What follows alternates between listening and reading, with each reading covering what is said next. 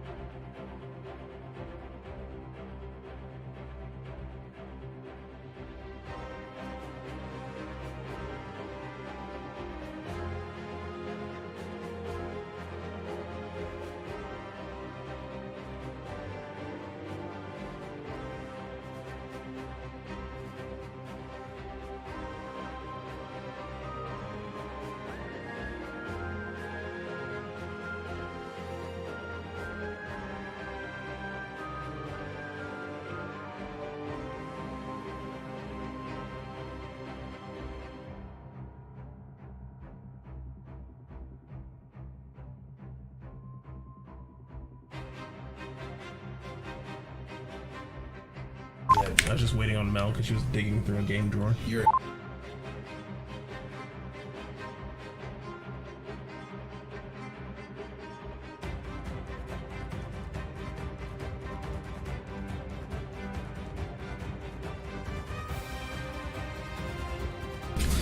Alright everyone, thank you all so much for being patient and for waiting, but we are back now with some more Dungeons & Dragons on Lionhead Gaming. And as you can clearly see, tonight's game is going to be the Expanse, our wonderful in-game, vaguely Western, epic campaign that's coming to its epic conclusion, you know, as DM'd by Monsieur Brendan. Mr. Brendan, what do you have for us tonight? Well, we pick up where we left off last time around as our heroes have marshaled their forces out in the Expanse. Wide open area of the world that is up for claim for all the large powers. They've sort of stuck their foot in with those in the east, fighting against those in the west, but that's not exactly who they're facing this time around. It's one of our members, in the early days of this campaign, ventured off into the Expanse to try to escape his home. Although his master did not exactly like that. Karseth, an old red dragon, was somewhat of a father or creator to one of our players, and he wanted his possession back. Our heroes have gone through a whole bunch of other things, saving the day in one form or another, becoming powerful beyond their wildest dreams, but Karseth, well, he still loomed, and a promise was made. A war had come to their shores, the Expanse had been a place filled with blood, and the war now, as we saw last time around, has finally come to a head. forces clashing on either side to the point where gigantic dragons soar in the skies and are now coming for our heroes' heads. So, we'll see what happens. But who wants to give me an actual rundown of exactly just what happened last time around as the forces clashed together? Alright, let's see.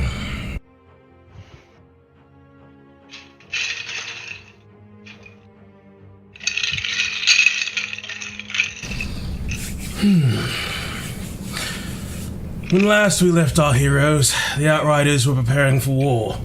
Using magic to get ahead of the allied forces of Omnia, they quickly assessed the soon-to-be battlefield and began erecting defenses, placing magical wards and the like.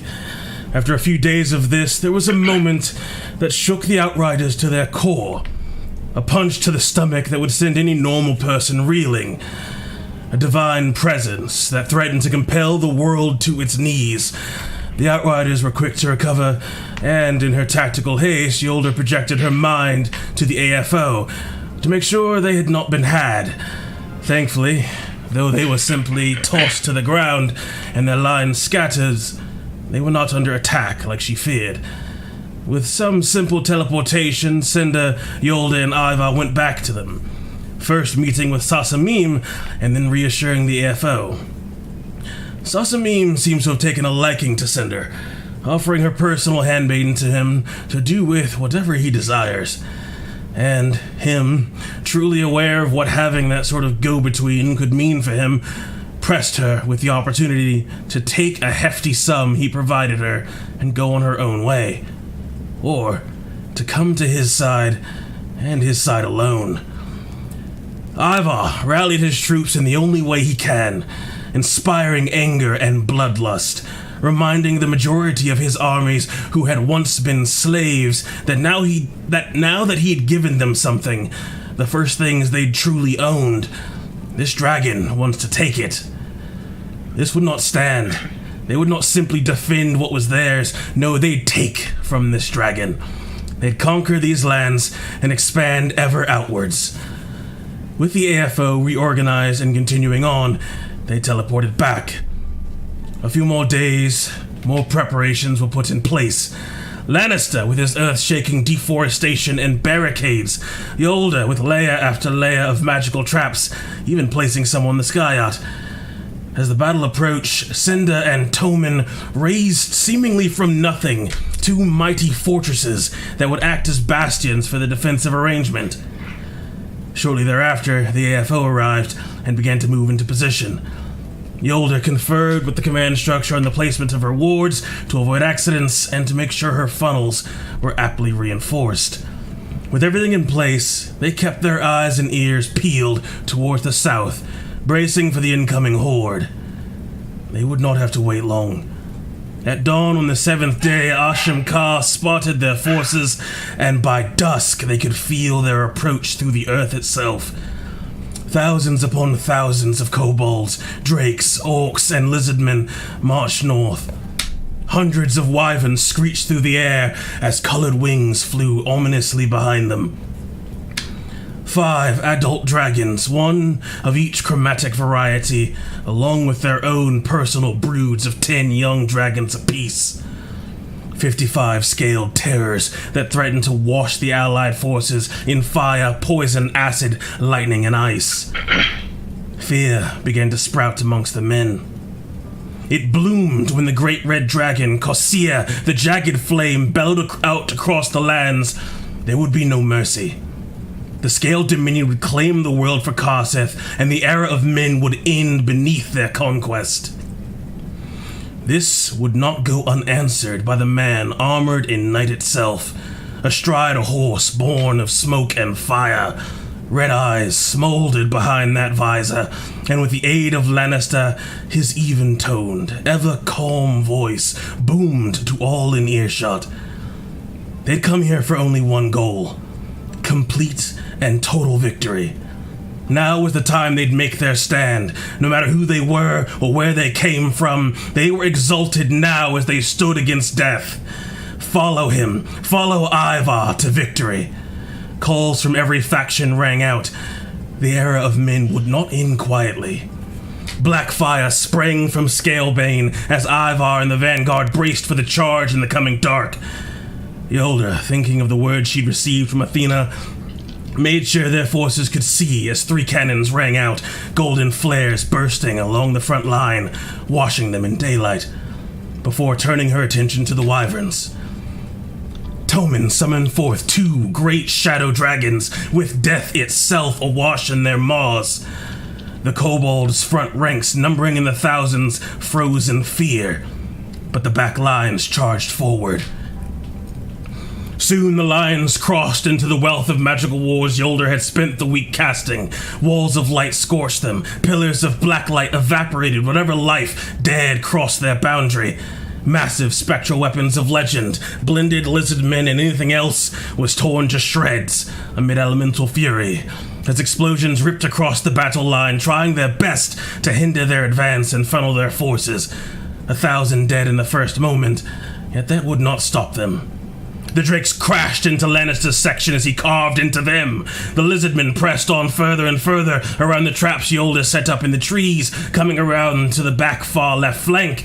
The orcs pressed into the river, before it spilled well over its banks, becoming nigh impassable as walls of light burst through. The great shadow dragons summoned by Toman tore into the kobold forces, necrotic energy ripping the life from them by the dozens, but still thousands charged forward. Cinder unleashed beams of crackling fire, power enough to kill a man each, but these drakes had the strength of a dozen men. Desmond, shouting inspiration to all who could hear, directing fire to all who would listen, guided the center ranks with shout and gunfire. Frederick, a construct beyond any other, tore through lines of kobolds and drakes with talons and necrotic spears. Ivar quickly turned to chase down the wyverns who careened over the front line, laying waste to the archers behind. A controlled fury, he slew all he could, but their numbers were in the hundreds. Yolda beckoned forth the full power of the sky up, but her guns were of 6, and there was only so much she could do. Yet still they fought. Still they moved where they were needed and annihilated those who stand before them. Soon, as the lines got stuck in the center, Lannister holding back almost 200 drakes on his own, his flaming sword a beacon to those behind to charge forward against the monsters. The center held. Toman, summoning forth massive bursts of Frederick magic, slew easily 100 kobolds in a single minute. Ivar continuing his flight and fight amongst the wyverns, and Yolda unleashing broadside after broadside, carefully directing Ashem Kar to maneuver the Skyot away from the flock, lest it be swarmed. Shortly thereafter the flanks buckled, and the Outriders repositioned themselves to aid them as Sinapi surrounded. As the magic on the right flank seemed to run out, the orcs pressed in. Yolda swept over their lines, dropping the full bombing load of the Skyot on top of them, while laying them low with the cannons and summoning forth holy fireflies as she beset an insect swarm upon them. Cinder continued to aid the center, blastering fiery beam after fiery beam, but there were simply too many. Toman invoked a massive burst of magic, taking on the form of the Draco Lich and tearing into the kobolds. Lannister holding his section all his own, lopping off head after head after head. Through the combined efforts of the AFO, the center not only holds, but prevails over the Drake and Kobold advance. Then, it happened. The dragons who'd taken so kindly to rest and watch these pitiful creatures fight for their lives realized they weren't winning, and decided now to intervene. Splitting up across the battlefield like the 5 talons on the end of Karset's claw, they advanced quickly to the lines, save for the reds. The greens and blues were the first into the fray, laying down bouts of poison and lightning, ripping with mighty jaws and talons. The Outriders watched as the units were decimated. Unable to be in all places at once, they quickly tried to address the issue. Desmond and Freddy laying into the young green swarming nearby with utmost haste and unparalleled accuracy. The thunder cannon cracks across the sky into Dragon Quarry. Cinder's blast begin to slow as he surveys the field of battle. More and more fire builds on the scale on the side of his face until it looks as though half his head is aflame. Magic building and building before invoking flame unmatched, as with an otherworldly snap, the sky opens up, and once more titanic meteors scream across the night sky, before crashing into each group of dragons. Massive, cacophonous explosions rock the world itself. The older, stronger dragons are forced to retreat, but the young broods were completely annihilated. Toman, as a Draco Lich, unleashes his full might into the older green Dezig, the Coiling Dread. Unable to withstand his deadly breath in an assault from vicious necrotic bites and talons. Rent, but not fallen, the green continued to retreat. Seeing the flock of wyverns feast on the ballistas on the right flank, the older channeled all of her brilliant radiance into her sunstrike, a pillar of golden heat and light that seemed to reach the stars above as she nearly halved their number, before swinging the sky yacht around and unloading all 6 guns over and over into the mass of them. Lannister brandishing the light of the world in his hand and valor in his heart as he charged atop his flying carpet straight to Dezig, plunging his blade in through the strongest parts of his scales, but striking true and deep, nonetheless, as his might could know no equal. Ivar harried Uzaid of the final storm, not allowing him to make it to the left flank, wielding a blade forged not of steel and heat and anvil. Scalebane, a weapon crafted purely of magic from the power of a wish to slay all dragons, to send the supposed kings of the sky plummeting to their graves. Charged with black flame and divine smites, Ivar struck true and sent Uzaid shrieking back to the earth where his men charged the wounded beast. Now, with the allied forces of Omnia prevailing against the Scaled Dominion, their dragon generals flew quick together for their final assault. Corsair of the Jagged Flame, Vergeth, the Frozen Heart, Razreth, the Unrelenting Hunger, and Dezig, the Coiling Dread, collapse now against the front lines. The Outriders must move to intercept them and put a final end to this fight. But with Ivar tangled up with Uzaid of the Final Storm on the left flank, can they pull out a victory against them? These, the disciples of their most terrible foe. Let's find out tonight on The Expanse. Oh, yeah. Good shit. Get yourself some demon inspiration, yo. I'm gonna go ahead and get myself a Halls, is what I'm gonna get myself. Thank you. Here we go. Good shit. And as you can see, the state of the battlefield is a complete mess. Thousands lie dead on either side. But as the night starts to come forward, as daylight slowly more and more leaks away, it does seem like possibly the Outriders and the forces of Omnia will be successful, although the fight's not over yet.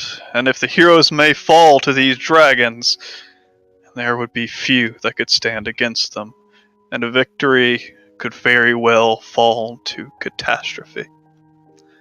And so, we find ourselves in the midst of this center rank, our heroes actually behind enemy lines, ever so slightly, thousands of kobolds holding the allied forces away from their fight, as we see them now. Lannister and Toman in both of his forms, standing in the midst of this chaos. Dezek, the Coiling Dread, amongst them, as it is covered with wounds and scorch marks. This horrible beast is screeching out in pain and lashing in every direction. But Lannister, you can hear and see the chanting of magic behind you. The remaining of those kobold casters, many of them that were ruined by Toman's magic shortly before, have set their eyes upon you. The rest of the forces, Cinder, Desmond, Yolder, you all see what is about to happen. You see Lannister and Toman fighting on the front lines. You see the front succeeding, but even in this light, as they break out and start to turn wing, you can see the advance of blackened red and white wings all beginning to collapse upon Lannister and Toman's position. I've put a little red number on your character, basically how far out you are. So, Yolder and Ashim Ka upon the sky yacht, about 600 feet or so off to the north. Desmond upon Frederick, about 150 feet to the north as well. Cinder, about 150 feet to the northeast. Toman, you are simply here in your dragon form, and in your smaller form, duplicate made for this moment. And then Lannister upon your carpet. As the screeching continues, the fighting continues, death is all around, and you can hear the heavy beat of wings starting to advance upon you. I'm gonna need some initiative!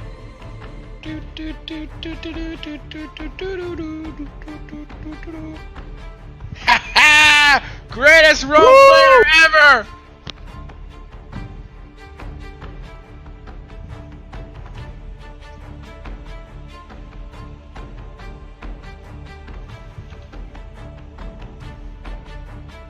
Oh shit, hold on. Fuck.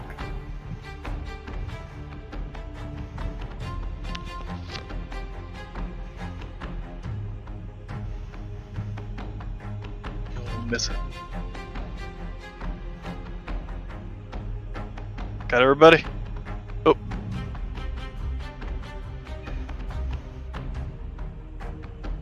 Alright, are we good? I think so. Alright, good shit. As Lannister, coming into this fight, this dragon, you have been carving into its hind legs, into its side, as this gigantic tail whips back and tries to cut into you. But you can see this beast's strength is waning. 1 or 2 mighty cuts could probably bring it down. And it is your turn. I'm gonna cut it. Stab it. Give me them I'm gonna attacks. kill it. Oh. What the hell? As it has been a while since we had some normal combat in the Expanse, so hopefully everybody remember the look of their character sheets.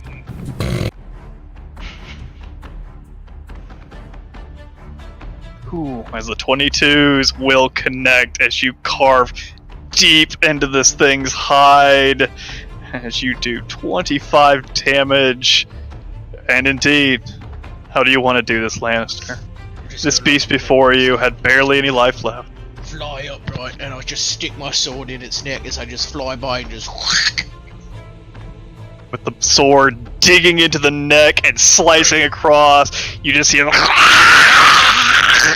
as this beast, blood splattering out of its neck, its tail whipping in insane patterns, starts to crumple beneath its wounds and crashes into the ground beneath you. As you can see, kobolds starting to rush forwards, magic in hand, as they begin to call out strange magics. Those I groups are got a individuals. bonus action. What are you doing as your bonus action? And your movement. I'm sorry.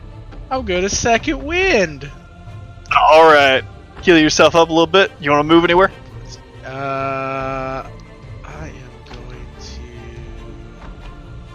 Do I see, like, the other dragons are coming at me, right? Yeah, you definitely see the white and red coming from basically these corners of the map from the southwest and southeast, swooping in upon. Okay. Am I 50 feet? 50 feet up. Yep. Nice.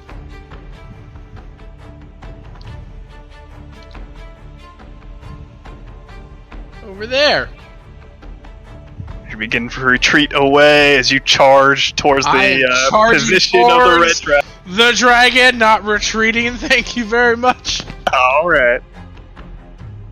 As these kobolds start to charge forward, as Lannister avoiding their magics, as Toman in your strange form, your senses are strangely dulled and yet sharpened. You don't feel anything in this strange undead creature, and yet your senses all around you are still, well, you can still perceive, even though you don't feel eyes within the sockets of your body, but you start to hear the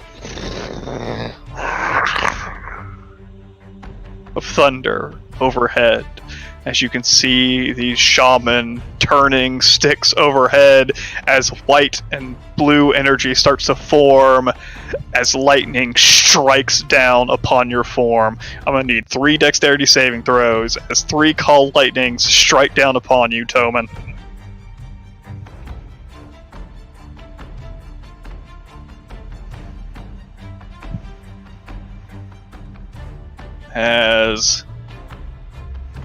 Do you have advantage? I didn't. Ooh. Dragon has advantage. Not making this first saving throw, though, taking 21 lightning damage, but able to avoid the full strikes of the other 2, taking 6 and 5, and the lightning crashes down upon your gigantic form. As Toman, you also see, quickly approaching you in the skies, the long white neck. As this creature comes streaking in from the southwest, its gigantic wings making it fly in incredible speeds as it advances upon you. It's this monstrous white dragon with a screech in its heart and in its throat comes quite a bit a ways from you as it reels back at the last moment, and a gigantic burst of frozen air explodes towards your form. Give me a Constitution save. Ooh, making your save. Let's see if you can hold on to your form. Ooh, you take 35 cold damage.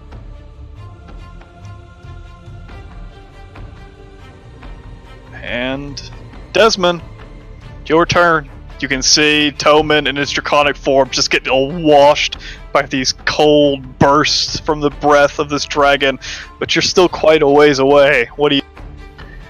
Yeah, so what's the scale of this grid once we get on it? I know I'm 150 feet away off the map, but once we're on the map, what's the distance between the squares? Is it still 5 feet, or is it? Yeah, it's a scale. Okay, so I'm just gonna... I don't know what I carried over from last time, so I'm just gonna shoot one of these closer ones down here. Let me get this chick, or dude. Did you get that ping? Yeah. Yep. As you see these small figures off in the distance as they start to glow with magic, lighting themselves up in the dark. Are those groups or are those individuals? Individuals. They're groups. Oh, individuals. Ooh, that will easily connect. Your rifle meant for these long range engagements. As you fire, and you connect. Give me that damage. Well, he did. Ooh, doing 40 damage as the shot rings out, coming and blasting into this creature's shoulder as the shoulder just explodes with the blood. As Toman below you, you can just see an arm slab onto the ground, but the creature still barely stands, its arm completely removed from its body, although I highly doubt it can hold on to its magic. There's no way. Its magic fails, and the storm cloud overhead gets slightly smaller. It starts to try to scrabble to its feet. What else are you doing, Toby? Or Desmond?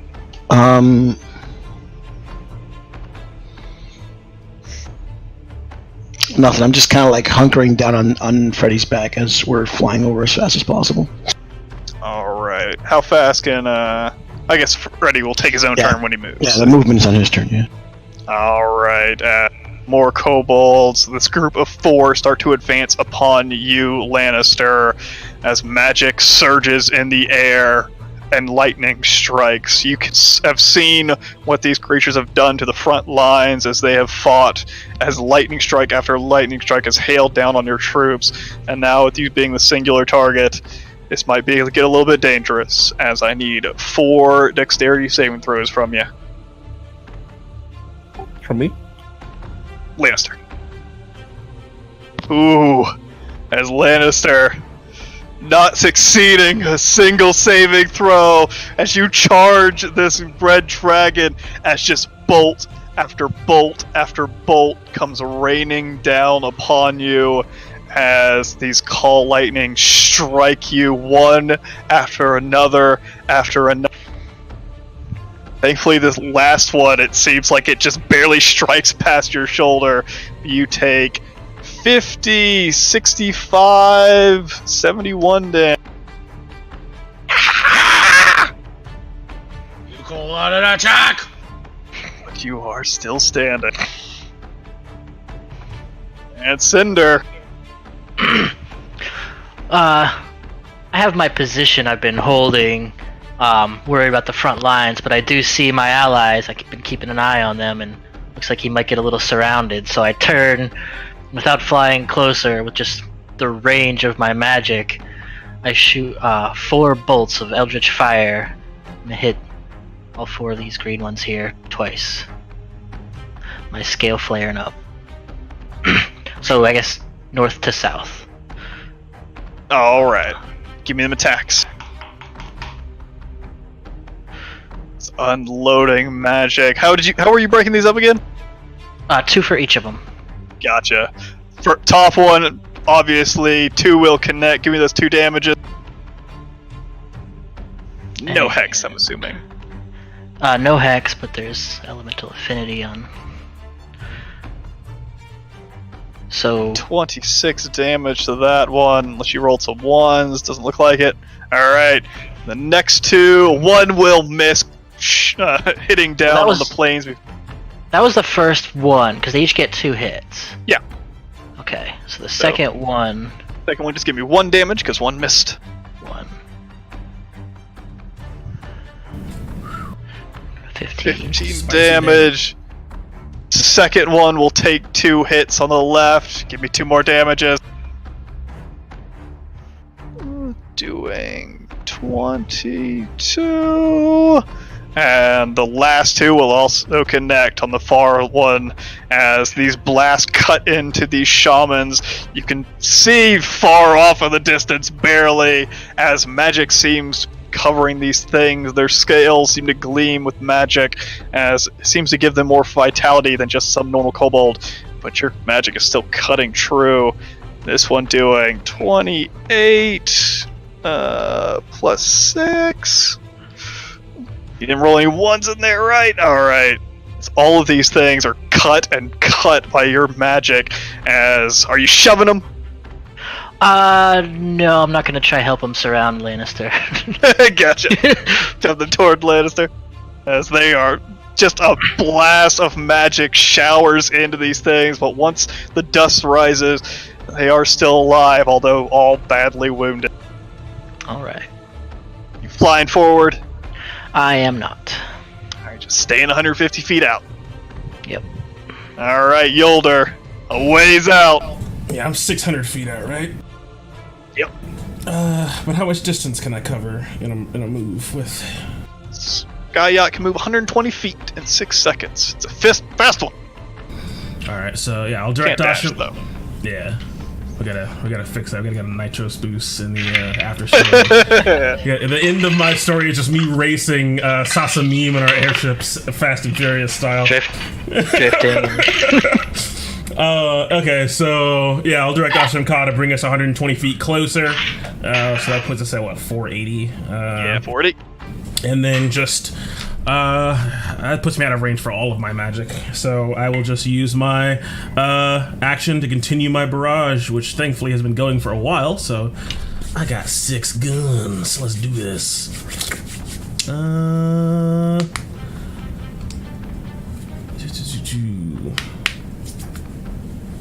I will put one shot into each of the blue dudes, kobold group, and one shot into each of the top 3 green kobold dudes. Doke. 6 shots ringing out. Just pivot the ship from side to side. First salvo, all 3 blue dudes, 1 shot each. Do top first. Give them shots. First one will connect. Second one will connect, but the last one does not. The distance is just too great. Actually, what's the distance on the cannons? Are you 600 over 1200? all right? As bombarding shots. Top one taking 15 damage. Second one taking 16. As the terrain around them just explode with the fury of these shots. But one cannon is just far off distance as they are showered with debris and pieces of the cannonball exploding. Not a direct shot. None of them are completely obliterated by a cannonball, but you can definitely see some of them are rocked by the impact of it, and blood is starting to cover their sides. You don't really see this because you're a mile out, but it looked like a pretty direct hit on this small grouping, as 3 shots coming into the green ones as well. Yeah. Ooh, only the first one will connect. The second 2 shots, the distance is just a little bit too much, and you are firing off into the dark. It's not quite dark enough to where you can't see your targets, but it still makes it difficult. One cannonball again exploding at the top of their formation as this thing crawls out of a small crater left behind. You can see its left leg is just gone. It looks like it connected solidly and just ripped this thing to pieces, but it is still crawling with edges of its life remaining. Round up! Alright, is this a bonus action? No, that's an action. Okay, so that's that. Yeah, that's it for me. Alright, as Freddy, only thing he can really do is the instruction you gave him was to fly forward. Oh, I believe he can dash? What's his speed? What's his flight speed? Yeah, he's 40 normally. He's gonna go 80. So we can dash 80. Alright, so that gives you within 70 feet of this battlefield for both of you. Still quite a ways out, but next time around you should be basically right on the edge of the battle, getting stuck in as the cannonballs ring. Toman, you can see this gigantic beast in front of you. Its wings whip out an insane speed as you can feel the air around you churn as it uses a legendary action. It sees a wing attack to get up into your face. As Dezeg is dead. The blue kobolds continuing to advance into this melee. As they advance up onto this rise, trying to find a position, as 2 of them are going to be striking down at Lannister. The other one, a little bit slower behind from its fellows, is going to strike out at the large undead dragon. As Lannister, I need 2 more dexterity saving throws as more lightning pours down upon you. Ooh, failing one, but finally able to dodge away from the second one as you take 14 and 7 or 8.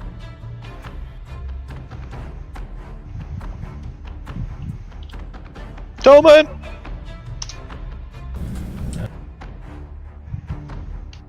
Uh-oh. Did we lose a Toman? I think you cut out for a second. I couldn't hear you anyway, and then now. Yep. Oh, no, I'm here. Okay, good. Alright, give me a dex saving throw, Toman. For Dragon.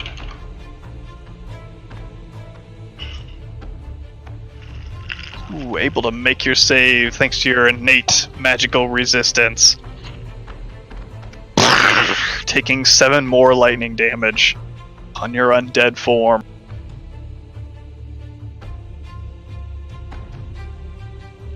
As, with another legendary action, Toman, a tail comes whipping down upon you like this great white dragon. And ooh! As it slams down across your face, as you can just feel the bones crack and break away, as your lower jaw just snaps, breaks, and falls to the ground of this horrible undead form, as you take 23 damage. Also, I'm assuming you can't fail any of these saving throws? Not with plus 11 to my Gotcha. thing. There you go. As your form is just barely still holding together. As it is your turn. Oh, it's Toman. Nope, it's fake Toman's turn. Toman to... Well, how far can this be?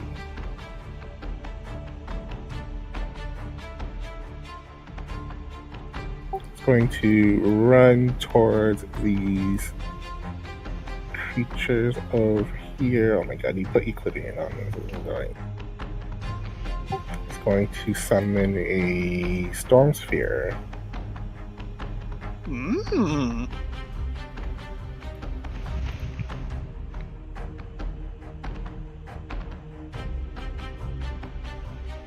You have so many stuff, it takes forever to get to your effect stuff. Which was the size that we said was like broken? The color? It was like blue. I think the blue circle, like blue 20-foot circle, is.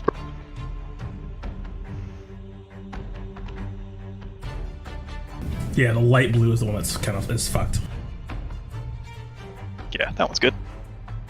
Storm Sphere emerges, encompassing 4 of these creatures, most of them up on the hill. As you gotta make a saving throw, I believe, to take some bludgeoning damage. Strength saving throws. Stick that on the map layer. They gotta make their strength save.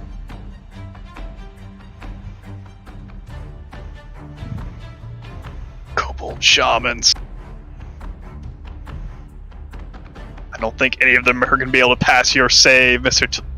Copy of a 20th level wizard. Although you don't quite have some of the magical bonuses, but I don't think 18 will save anyways, as they all take 2d6 bludgeoning. Give me that 2d6 bludgeoning.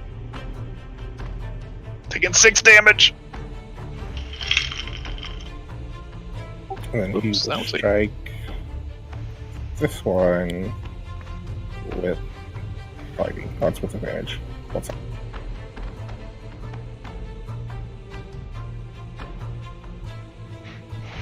Well, that will certainly connect. Doing 9 lightning damage as the magic starts to swirl upon this small hill, encompassing this creature as lightning strikes in the center of it, as these things just start to get battered as they try to hold on to their magic.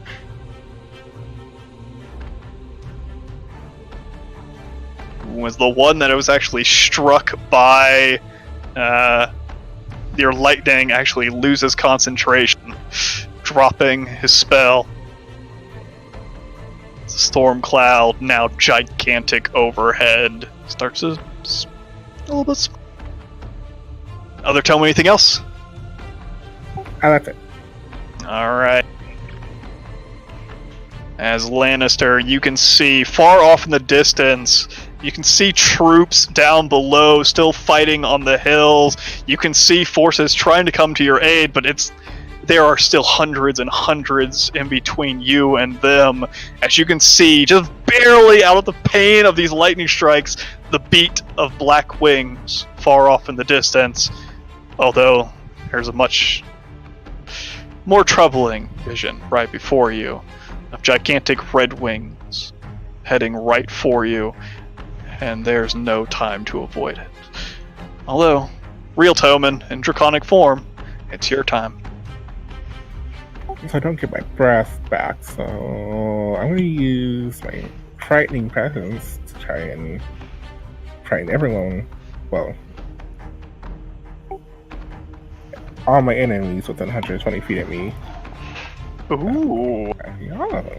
Yeah, using the frightful presence of your draconic form as you just shriek out.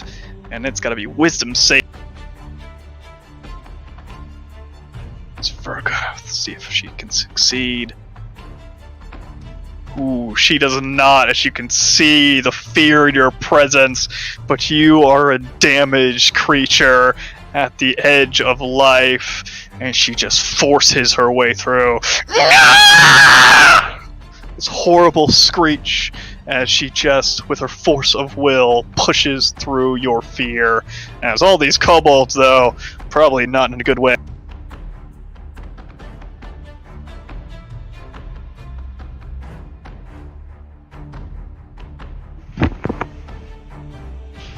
Alright, let's mark the ones that succeed. These two are not frightened. I got 4 more to do. As this green guy up here also held fast, where all the rest of these kobolds, I believe, right? Because the saving throw is more than like 14. Yeah, 16. And so, yep. As only 3 of them are able to hold fast against your fear, as many of these creatures start to shrink back away from you.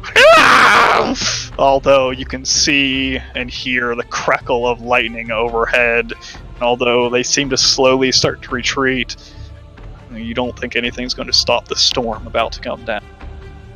Okay, I'm gonna go off on this dragon. Bite 2 claws. I don't have an advantage. It's just 18, 17, 24. Alright, 18, 17, and 24. The first will not connect, but the second claw will, scratching across these frigid scales. The bite misses too. Bite does miss. 18 does not connect. And then I will drop my farm, because I'm about to die in this form anyways.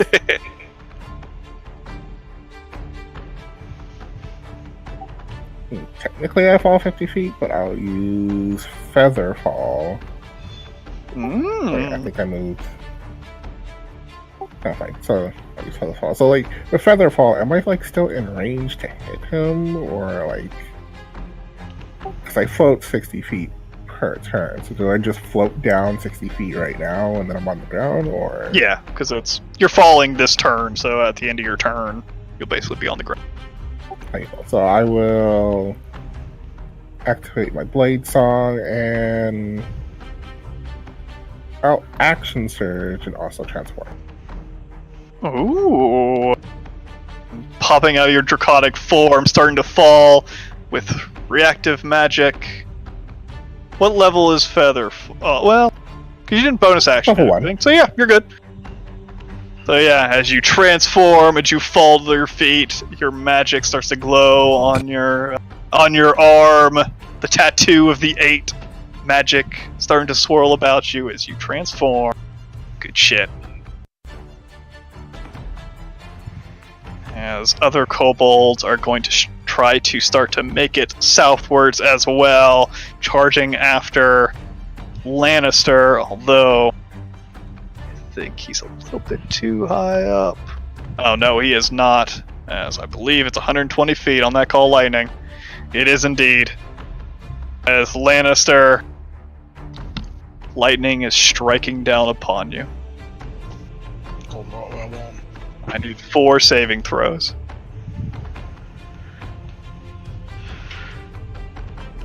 Who, as the first strike, cutting into your body, doing 19 damage.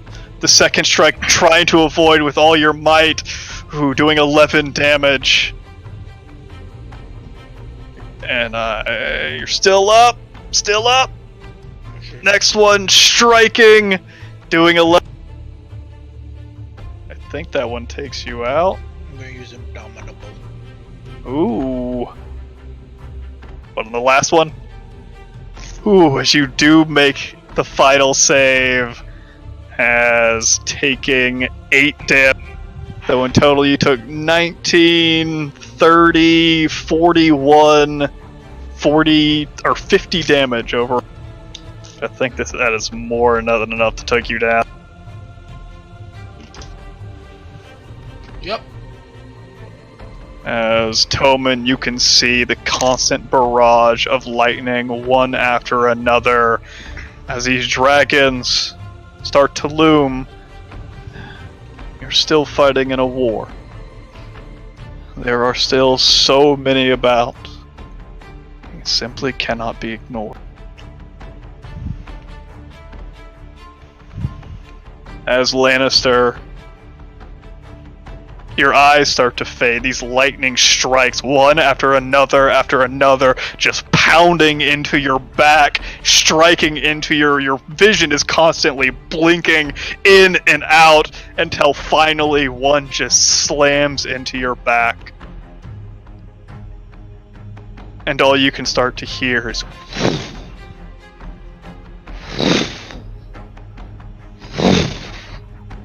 as you see the large beating of red wings fly overhead. Does the carpet stay up there or go down? I'm not sure. I believe you just think you might fall off it, though. I'm not sure. Maybe you just hang out on it. I mean, the carpet's pretty big, and he's pretty small. That's true. As you just fall, collapsing on top of your carpet, as gigantic red wings pass over top you, as a gigantic claw comes ripping down into the carpet, pulling it out of the sky, and throwing it off in one direction. As the unless it can miss its item interaction to just move the carpet, as it just tears the carpet out of the sky, throwing it off to the ground as your body falls, crunches into the ground also, as you fail a death saving throw. When I fail too. Nah, probably can't crit. Oh. As the gigantic wings start to beat off in your direction, Toman. Although, I do not think it can actually get in range, as he actually gains an elevation, rising to about 80 feet or so in the air, just looming down. Your efforts are folly! Your world will burn! Your heroes are nothing! The call goes out. And Lannister, these voices echo in your mind. But give me a death saving throw. I'm gonna use my DM inspiration. Ooh. You do succeed on the saving throw. Just one. As those fall far out, you can see a small glimmer of light, that blazing sword in his hand as he starts to strike out. A multitude of strikes of lightning explode upon his form, and the large dragon seems to swoop over his form, and as it does, Lannister seems to just disappear. The carpet and the flaming blade no longer in its position as the dragon, swooping upwards away from where him and his carpet once were, calls out into the darkness. As these creatures, one with its arm shattered, starts to try to crawl away out of this mess. The gunshot wound as it's just bleeding terrible. Trying to crawl, the other one pulling itself out of this magic though, and seeing the one that cast it as a lightning is repositioned at you, Toman. Fake Toman, as two bolts strike down upon you. Need 2 dexterity saving throws from Fake Toman.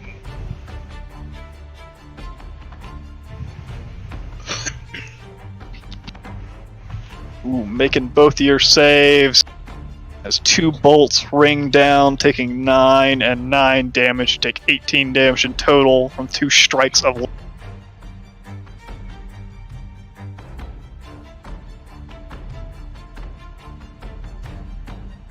Whoop, that's just a 6, not a d6. Not getting her breath back as this horrible creature starts to swoop down upon you, Toman, and once again that screech just rings out in the air. This as you can feel the fear starting to overtake your body. But there's something else. There's a coldness in the air. As give me wisdom saving throw. For you and your other self.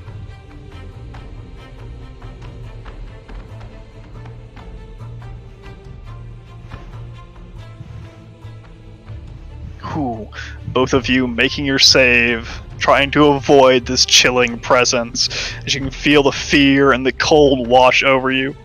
You're used to the cold.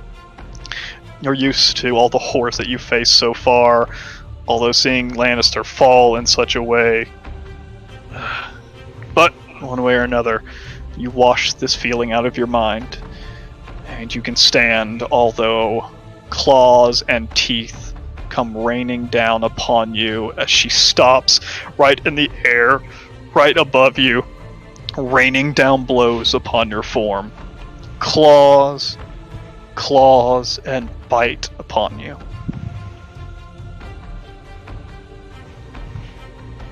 Hold on, I have a lot of things open.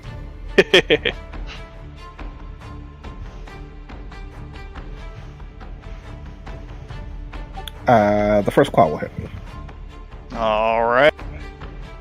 Take 17 slashing damage from the first claw as you definitely dodge away from the snapping claws and other claws. Oh, by snapping jaws! There you go. As Desmond. Yeah.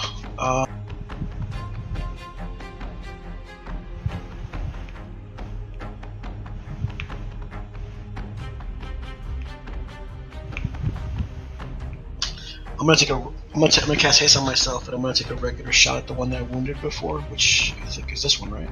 Yeah. You can see him trying to crawl away with his... or not really crawling, he's basically just stutter-stepping away. As you can see, he's in terrible state. As you fire off your normal shot.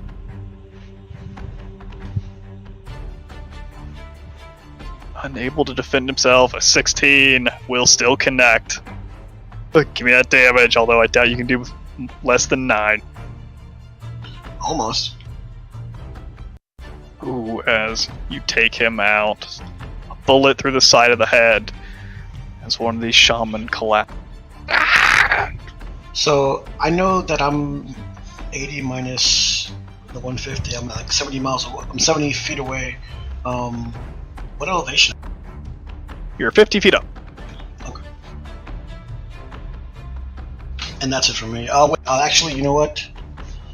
This is close to there. I'm going to yell at Toman, real Toman, I guess. Yeah, real Toman, that, to protect himself from all those casters. But what I'm actually doing is giving him an advantage against. Ooh, his next saving throw? Nice. Yeah. We'll get +5 to your next saving throw. I'm too far. Wait, is it? Oh yeah, you're... Is it 5? Because you are still super far off the map. Oh, see, I had wondered if there was a range on it. Okay. Yeah, you're... I don't know if there is or not. Because I thought it was like if they can hear me yelling. It might be. I don't know. What does your thing say? It's 60 Yeah. feet. No, 60 feet? Then, yeah. Too far away. You just do not think your voice will reach him from here. Oh. 60 feet. Although, Desmond, you do realize that you have some friends coming up from behind. Large creatures in strange armor, glowing red within their midst, as their form seems to strangely glide through the air after you. Not quite as fast, but they're trying to keep up. Alright.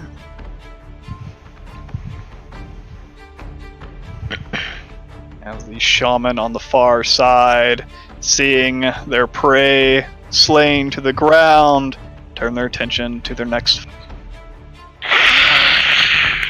As they start to advance, dead dragons somewhat in their way as some of them well, dead dragon and strange storm sphere somewhat in the way as they attempt to advance, trying to get line of sight on Toman, as one of them is able to see Toman, the others are able to see fake Toman. As fake Toman, I need 3 saving throws. Real Toman, I need 1.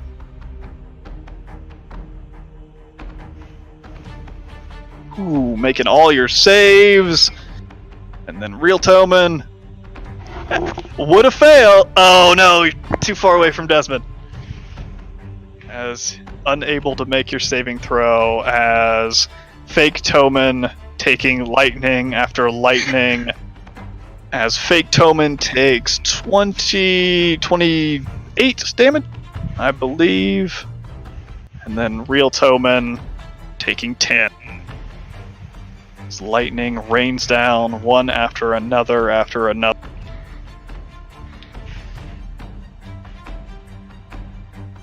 As Cinder. Kind of cursing myself for misjudging the threat over there. See Lannister fall and have to take emergency action. I realize I can't fly quick enough, so I drop my concentration on the hex that I'd been scattering around the battlefield, just collecting fears. And instead, as my scale flares, I turn myself into a little red dragon. Ooh. And using my action to dash as quick as I can get 160 feet. Ooh, as you make it just onto the board, basically. As you appear basically where your token is, 10 feet in from... Right, and then just my nostrils flaring with flames, looking for the next threat. That's all I can do. Gotcha. Stick your dragon about right there. Looking for it. There it is. Alright.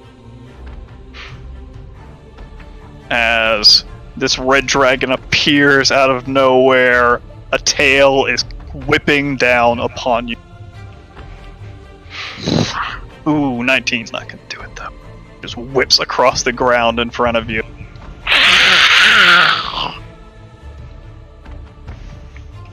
As Yolder. Seeing Lannister's like plummet, so to speak, from this distance for a second, like a strong breeze or like a strong gust, like buffeting into a bonfire, like the flames inside of Yolder almost kind of hesitate, just kind of reaching out for her faith. But she doubles down her efforts and directs Asham to continue. Go as fast as you can, bud. Keep the pedal to the floor. We gotta get there eventually. I can get us there, but we'd have to leave the sky yacht behind.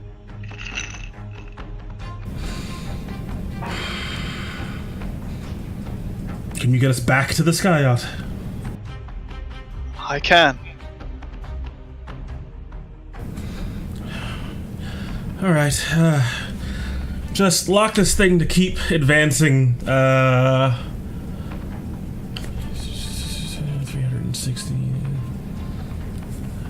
like 60 feet, around, and let's get in there then.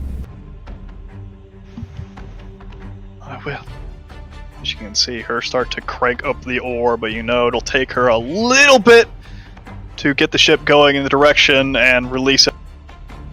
So she'll probably have to transport you on her turn. But you can put the ship in cruise control? Seems like it. Alright,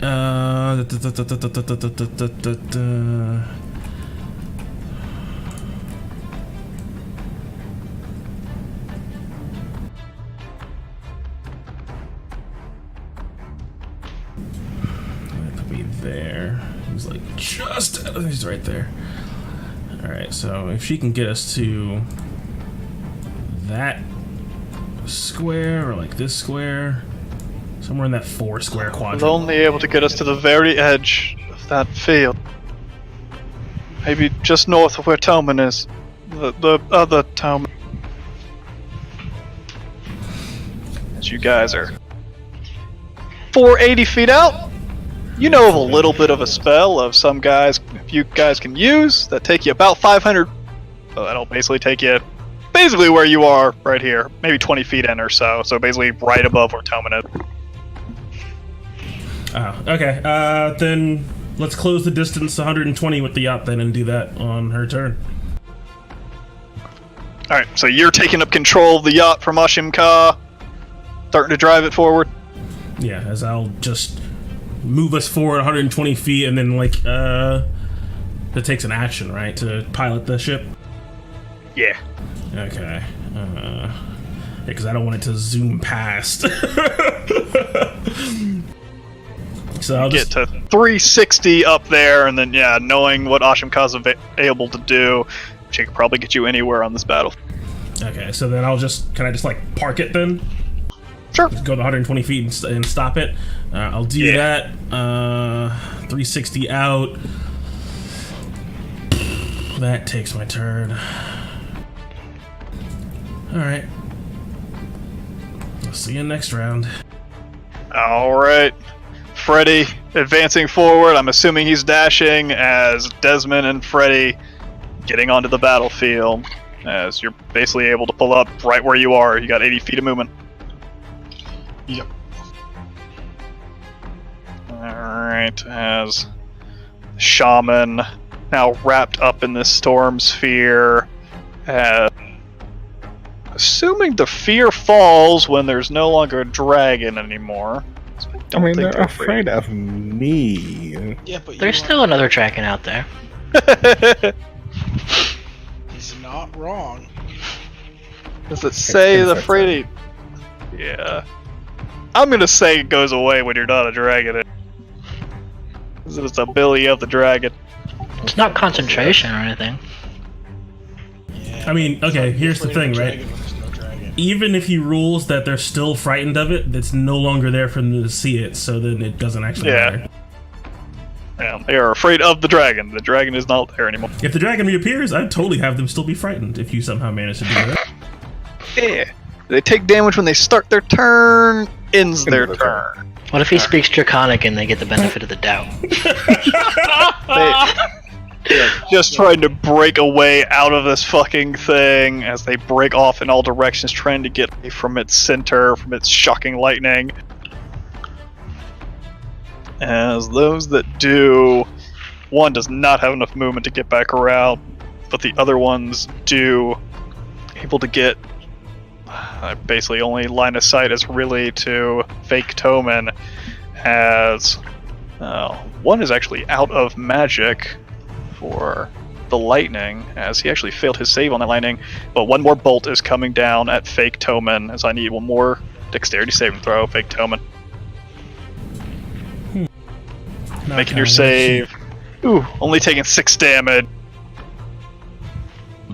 As this other guy is going to raise up his staff. The end of it glows a bit as these strange magic orbs start to appear and just fire off in rapid succession, cutting in to fake Toman's body as these bolts of magic striking into him, dealing 16 damage.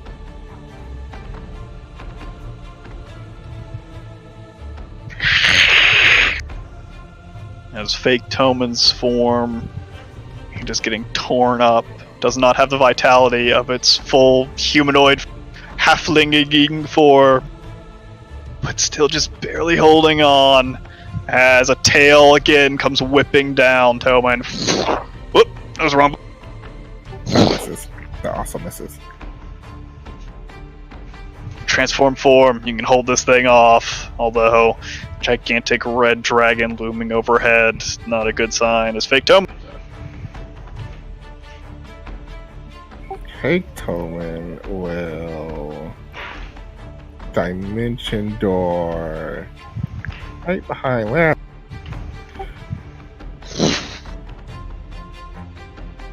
And since Fake Toman is technically still a cleric, it's going to give a 3rd level cure wounds to Alistair with the action surge.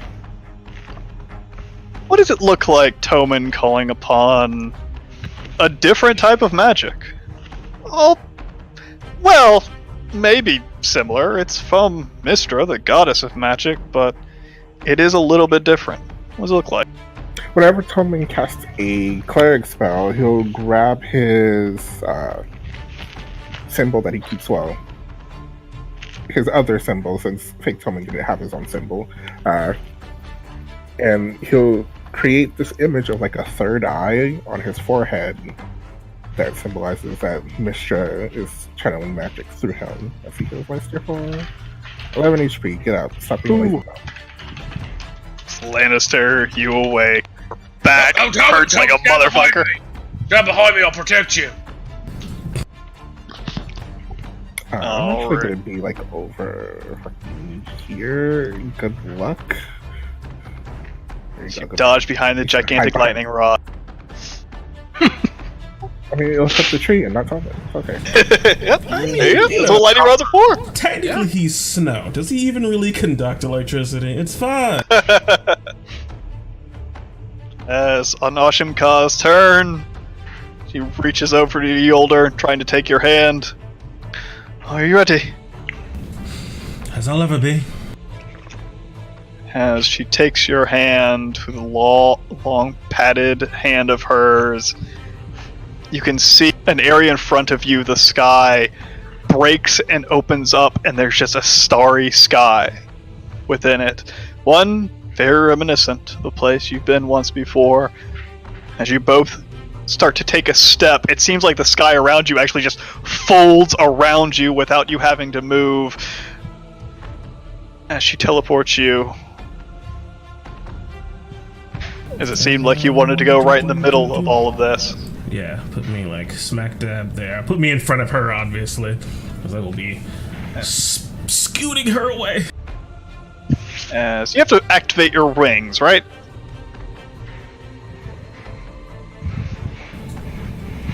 Or you have a fly speed, or do you always have fly speed? They have a base fly speed. I can supercharge them at like Gotcha. 5 feet per spell. Alright. Then she just pops you out about 50 feet or so above the ground. Basically just if she needed to put you on the ground or not.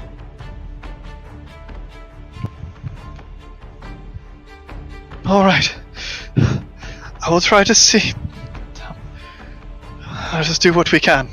She turns, trying to keep her head on a swivel, as you can see magic starting to wrap around her hand as she pays attention to these little goblin bastards, or goblins, kobold bastards on the ground. But stay away from the dragons, please. she uses her movement just to charge down at this creature on the ground, landing before it as magic starts to sweep up around her. But that is her. As you can hear off in the distance, and now very clear now, black wings advancing at a rapid speed, and you just hear this.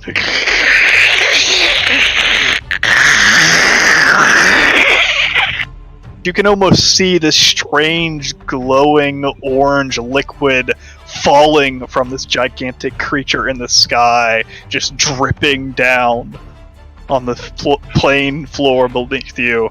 But it will probably be upon you in the next 6 seconds or so, as it's rapidly approaching.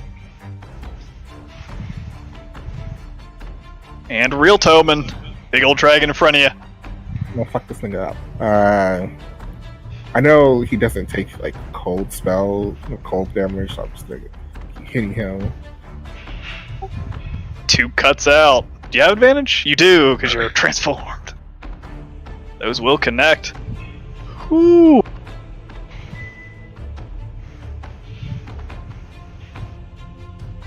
And yes, she is immune to cold damage, I think. I hope so. She is immune to cold damage. That'd be real weird. Doing a ton of damage, slicing and cutting up into her form. Anything else you want to do?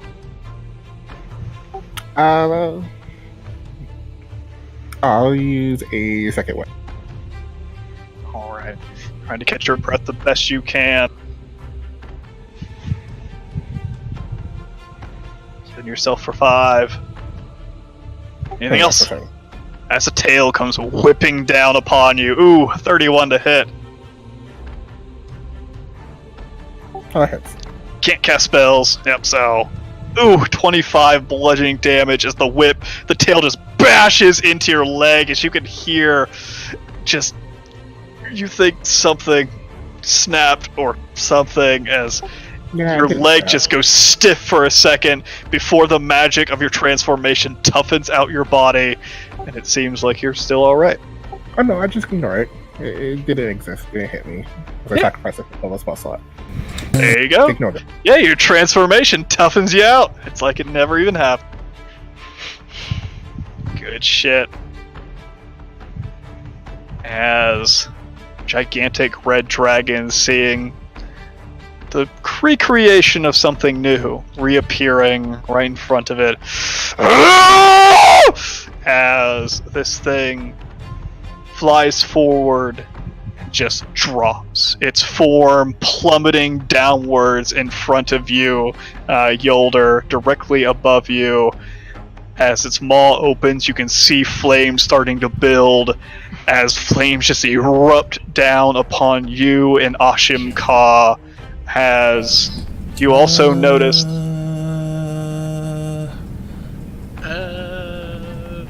Oh, neat. There's a touch range. Neato bandito. Nothing. Kill my wife. Do it. Do it. Alright. As basically right above you, the flames just emit outwards. But I believe the gout is large enough to catch Ashim Ka and scorch the earth at the very bottom. Yes, 60-foot cone. As he just stops basically directly above you. As these flames explode outwards, but you also notice, you know your form. Even before you took this form, flames, they cannot touch you. But you also notice, as you start to withhold this flame,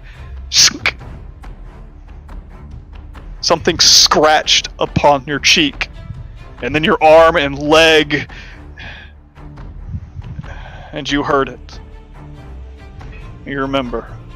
Your keen mind, Kosir of the Jagged Flame.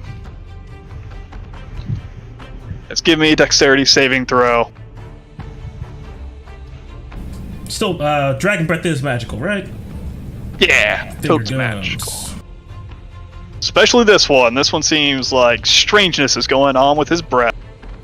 Oh yeah, -5, so 13. 13 will not do it, as I need... Where's Ashim Ka's character sheet? There we go. So you also need to make dexterity saving throw.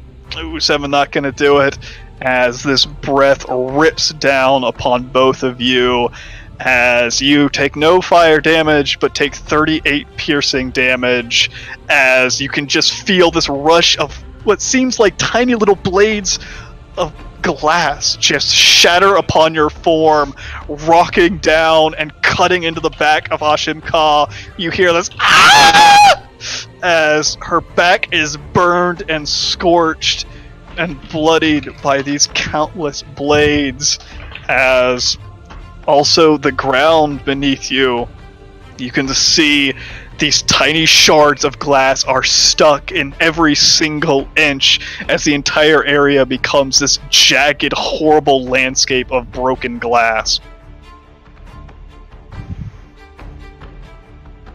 As a 60-foot thing, I don't remember how big that would be. 60-foot cone is big. I don't know if it's literally at the edge of his, if he's like doing it straight down, it'd just be a 60-foot circle. He's above me, right? So like you just, yeah. Then it is fucking-gantic. That's if he's 60 feet in the air. So like, that's 60-foot radius. Yeah, do a Okay, 30-foot radius. 30. There we go. Yeah, There we go. huge, That makes more sense. That's if he's 60 feet in the air, exactly. He basically is. It'd be a little bit smaller. Because I'm at 50 feet. There we go. Be a tiny bit smaller. So basically like this. So, Toman, you are also caught in this blast, as is the Draconic Ally. And another kobold. Ice dragon. Yeah. This kobold, I do not think he can survive no matter what. Just Give kill a him. This one's technically on the edge of the line. Dragons don't work together anyway. He And, can take a breath. Dragon Yeah, breath. nice. Dragon breath isn't a spell, so he doesn't need half coverage because it's only for area of effect spells. That's what it says in the book. Yeah, I'm using it as a circle, Nope. but big red guy does. It's a code. How dare you? As Kobold in front of Ashimka is just eradicated, burnt to cinders and cut to pieces as he is turned to ash and piles of meat. This white dragon tries to make her saving throw. Don't think she can do it with her +0 as she fails, although with the last bit of her effort, she sees this coming. Damn you! As her wings beat as she tries to escape the majority of the blast. She does still take half of the damage.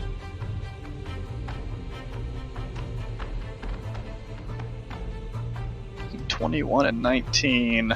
As Toman making your save, taking 21 and 19. And then I reduce that by another 25. Alright. Eating more spell slots. Can you not do that like only once per turn or something? Yeah, Just whenever he takes every time damage. I take damage. Yeesh. The ability's so fucking strong. Only if you don't need spells. Alright, and that is it with... Why did I put a... He's supposed to have a 6 on him. There we go. As that area has become difficult terrain. As these kobolds on the far side... As they... start to wrap around. Again, the storm sphere, not able to get line of sight on anything. They actually have to dash all the way around to see anything. Although, no, they don't, as they stop short, realizing that dragon. Well, how smart are these guys? No! A cinder, as you start to charge down upon these things, you can see them look up in your direction and raise up their staves as they continue their charge onwards. As they seem to call up to you in Draconic. Yes! Aid you, Master! Aid us! Oh, I'll aid you. Charge around, racing up on this hill as they just dash to get a better position. Well, that is all they can do because a big old storm sphere making cover. Alright, Lannister. Not feeling good, but you're up! And there is there's a throng of dudes in front of you that they don't seem to have noticed you quite. Yeah, you know what time it is. They fucking do. Oh, you just get here. I'm just gonna step back a little bit. Right. Oh god, the battlefield turned into a mess. Everybody off the field too. There's a lot of things going on over there. He's taking all of us with. Okay, so earthquake. Good to be flying. As you summon an earthquake, stabbing your blade into the ground. As the clink of your metal, these creatures turn. As they point and start to screech in your direction as well. As you can see the surging of magic above. But they're not quick enough. What does this fucking do in combat? It opens fissures. Well, they all have to make concentration saves to keep their spells. Oh yeah. And let's see. What do they gotta beat? 20. 20. Who? They gotta roll 19 or 20. Let's see. Also, the entire area is difficult terrain. Awesome. Good job. Thanks. That guy keeps his stuff.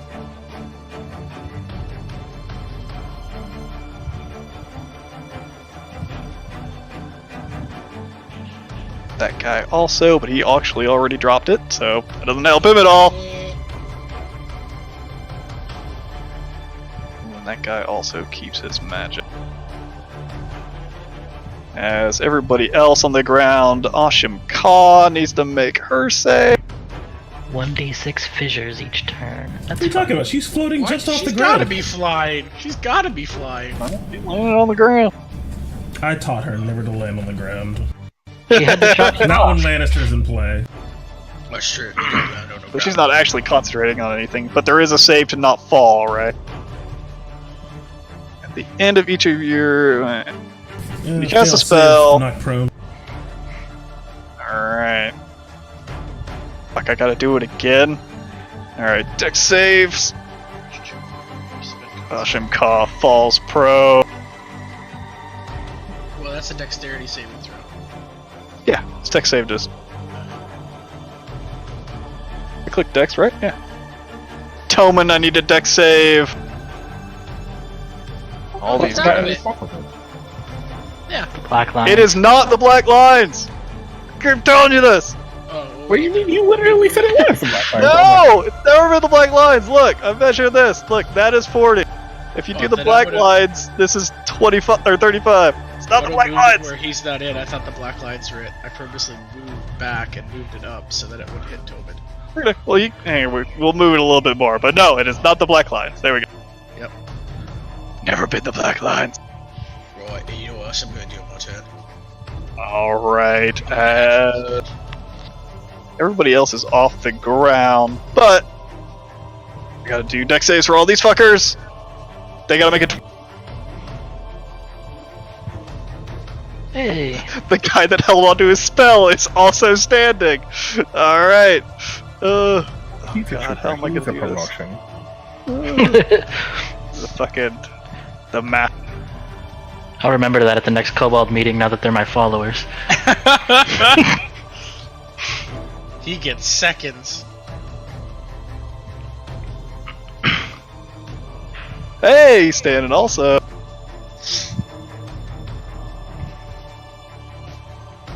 Another blue guy and this green guy. He held on to his save, but he did fall prone. Let's see, these four, and they all fell as the ground starts to quake. Some of you know what this is, as Lannister is announcing he is not out of this fight yet. Then I access Surge, cast heal on myself. Ooh. Alright. So don't forget, we need the fissures too, Brenda. Does it do it right away? I don't think so. I think it's at the. Start of his next turn. The I next thought turn got after you one. cast the spell. Yeah, okay. Alrighty. Lannister bring himself back up to life with a fucking booming introduction. Wait. I'm gonna. Make him come over to me. Toman 2 is going to be like, what the fuck? Don't bring him over here. Delete that for now. We basically know where it is for the fishers, but Yeah, I mean, because want the you entire just map to be choose red. where they open up, so like, you know, oh, they all open conveniently off the map. Oh, okay, thanks. They surround a circle around Lannister. Well, that's why I call my carpet over here. as Orange Group, only one of them remains. This guy getting back up to his feet. As trying to crawl away from the explosion of flame and shaking the earth right in front of him. As he is out of that, as he's been using his magic to strike down on your allied force.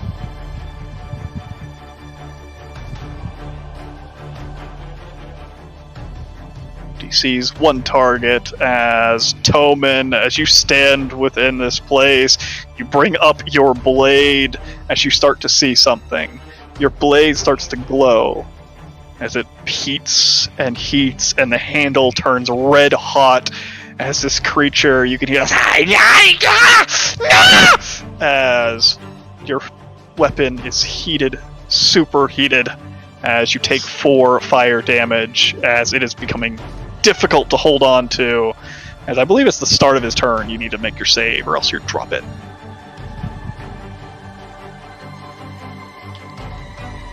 As big old dragon in front of you, scorched on the side by this flame, See if she gets her breath back. Who she does, as she retreats away from this fucking horrible flame that her ally just scorched upon her as she flies up about 30 feet up into the air. If you'd like, you can get an opportunity attack, although it is with disadvantage. Let me see. Is it on the start of your turn, or do you make your save immediately? If a creature is holding or wherein the object takes the damage, the creature must succeed con save. Okay, give me a con save!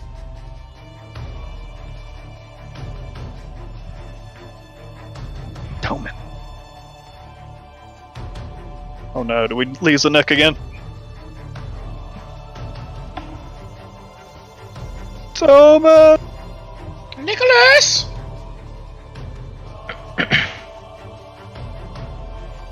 He's dead. Oh no. Alright, let's see if he holds on to his weapon. Oh. Well, I'm gonna go to the restroom real quick. Oh, there we go. Your weapon has been heat metaled, and you took a little bit of damage. Give me a Constitution saving throw, see if you can hold on. Just need to beat a 13. Easily enough, you're able to hold onto your blade. As this dragon retreats back away from you, you can make an opportunity attack, but it will be with disadvantage. So normal. Could have advantage, right? Yeah, so normal to hit. Blooming Blader. Ooh, that does hit.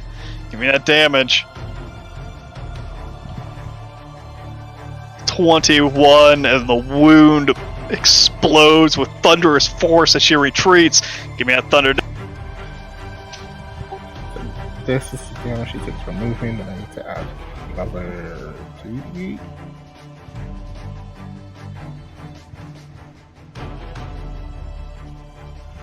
Ooh, as you stab into her terribly as she retreats. As once again, you can see this frost building up in her throat as it just explodes out upon you as horrible cold breath emits. Give me a Constitution save.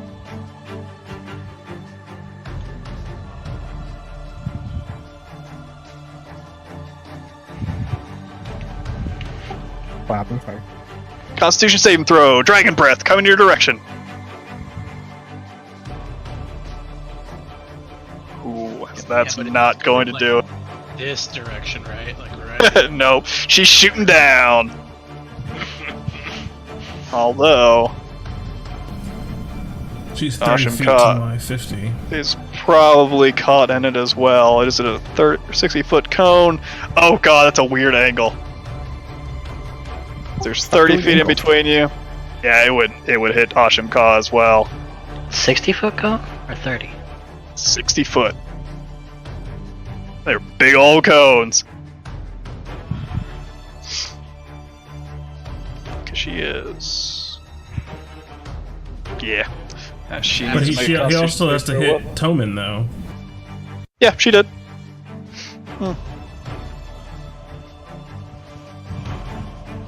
It's more like a line than a cone. Where's Asham Ka? Oh, she did.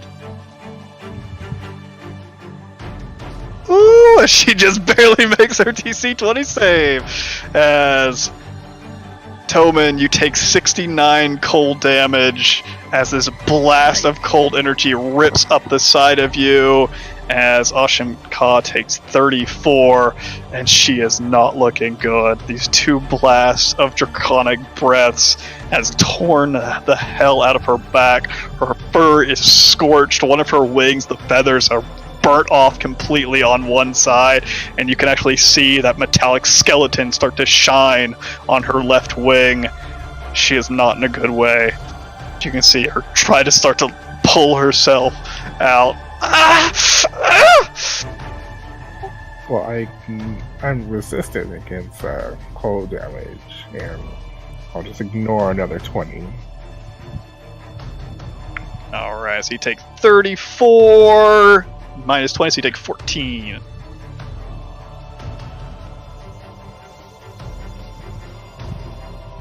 As air guys advance, and Desmond, is your turn. Seeing what just happened, I was going to shoot at the guys in front of me. My attention is drawn to the ice drake I see just outside the chaos. So I'm going to take aim at that thing, and using a little bit of Tillman's magic, I'm going to pump a level 4 spell into my shot, and I'm going to try my best to hit it, but I'm going to use my sharpshooter ability. Alrighty. You aim up your shot. The -5 to hit, that will still certainly connect. Give me that damage. Doing 15 and 31 as more magic is pulsed into the bullet. Plus 10. It's Plus for 10. it's 4 d8s, right? At level 4. I believe so. Does it start at 1d8, Tone? Yes. Yeah, so I'm 4d8. gonna make it as strong as 20. Another 13 damage as this bullet 69. straight into its chest. You can just see the explosion of blood that almost seems to turn to ice, maybe a foot away from her chest, as this ice just sprinkles down to the ground, but she recoils in pain from the shot, as you can see her body twisting in the pain. I quickly reload my weapon and take another shot. Ooh. Get another normal shot from your haste. I will pump a level 3 into that. See if you can take her out. That shot, are you sharpshooting?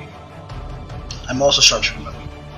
That will not connect then. I Her will use body, my this long, Hold on. lithe body starts to I will use my suit to make that a better shot.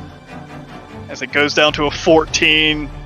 You pump it back up to an 18. That just won't do it. Oh no! Her body, to the distance and the writhing of her body, trying to get the perfect shot, it just won't do it as the bullet just passes underneath his long neck, going wild and not Alrighty. I will then. I will continue to yell at Tillman to please be careful and trying to buff his. He's still too far away. God damn it! Never mind. I'm yelling just because I'm panicking. Alright, as Yolder, you can hear the gunshot, just barely. You just hear the ever so slight tink off in the distance, and then just the screeching of the dragon off to your side. But it is very much returned with a tail coming and trying to slash into your body. Ooh, 20 to hit. Not gonna do it. One of my my wings just move up and bat his tail aside. Battered away.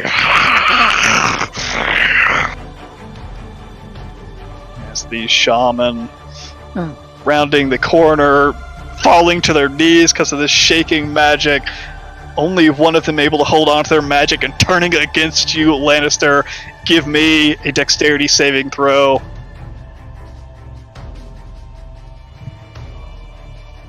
Not gonna save it. I'm gonna do it. Oh wait, yeah, I'm gonna do it. No, I'm not gonna do it. Hmm? No, I'm good. Alright, 13 lightning damage strikes the side of you as these other creatures get up to their feet. As you can see them chanting, their staves start to glow as they turn their attention towards you. Your armor starts to heat.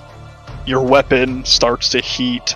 Your shield starts to heat as you just become a glowing mass of almost molten metal as everything you are wearing just starts to heat and burn away at you as you get heat metaled 3 times, taking 9, 16, 27 damage. As give me a constitution saving throw to see if you can hold on to your weapon. Your shield and armor, you don't have much choice in the matter, but you may also be forced to drop your weapon. You're not, though, as you hold onto your weapon in hand, but your entire body is just screaming at this point as you are just a light and flames, basically.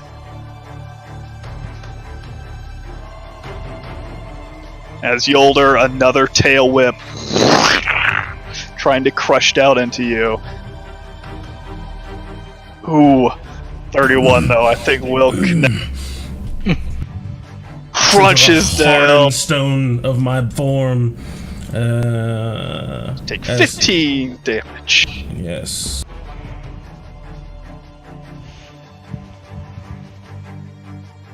Alright, good shit. And I skip Cinder. Whoops, Cinder, what are you doing? So the kobolds run by me cheering. I change trajectory, I bank and fly just over their heads, stop in front of them. And as they're staring, looks as if I'm about to bark orders, but instead, breathe flame. They're attempting to get back up to your feet. You slam down in front of him, he goes, "Ah! Nah!" As he turns his head to point in the other direction. Flames just engulf them as they need to make dexterity saving throw. All the green and orange.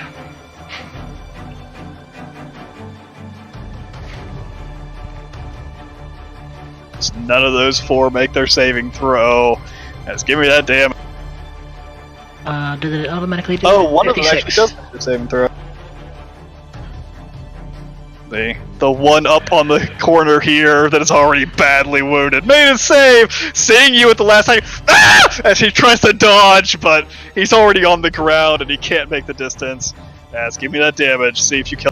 It's in there, 56. I believe that's... That's the average. Oh, that's just the average. Alright, almost Give me a roll. 16d6.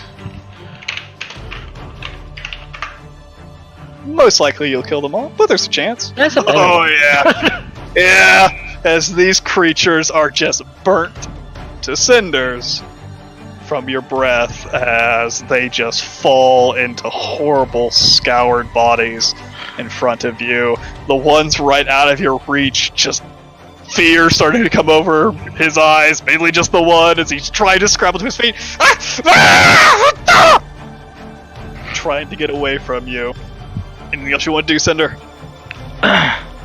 I still have movement, so I'm gonna leap back into the air 30 feet. Alright. And Yolder, your Are turn. those dead? Are those green guys all dead? Or are they still there but like charred? No, they're all dead. Their health bars are gone. I was gonna be giving them this thing. What was your turn?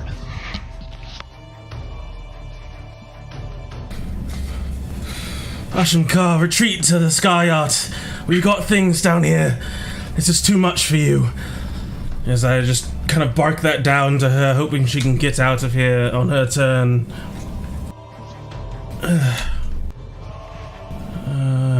And then I just turn to this great red dragon. You claim to serve a god you do not understand what a god truly is. Something you believe in, not just serve. As I, seeing the state of the battlefield, seeing the black wings approaching on the horizon, and our numbers dwindled, not at their full strength, I'm gonna raise my staff and raise my heart and my spirit up to Hephaestus and call upon his aid in this, a dark hour, but not our darkest yet, I'm sure.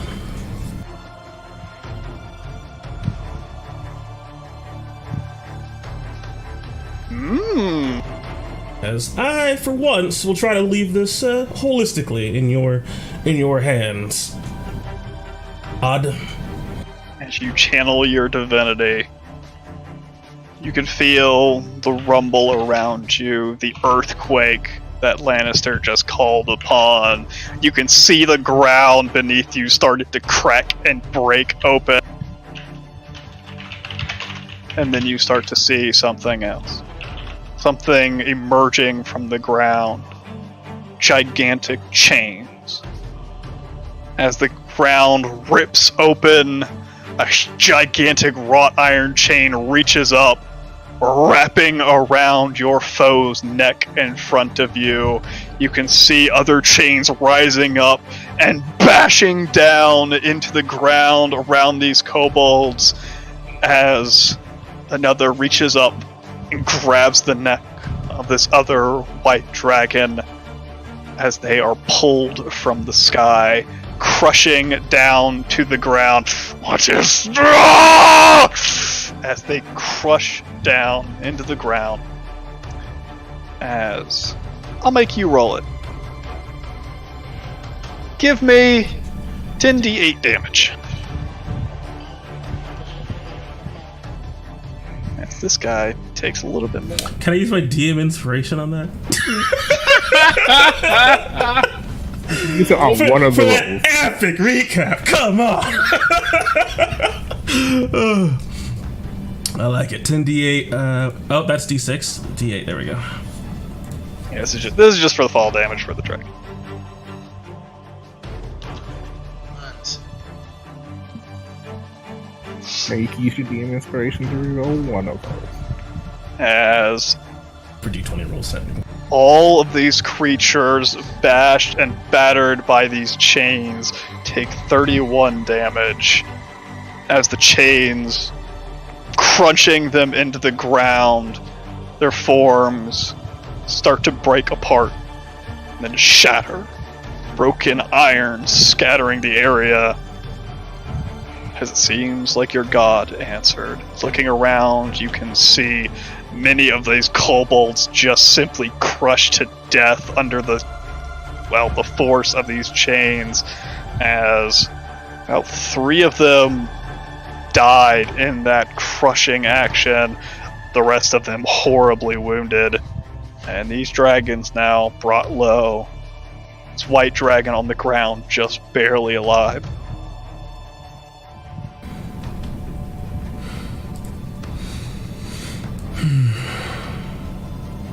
Just kind of surveying the battlefield from on high, looking down at this this red dragon. Is he just on the ground, or is he like held to the ground?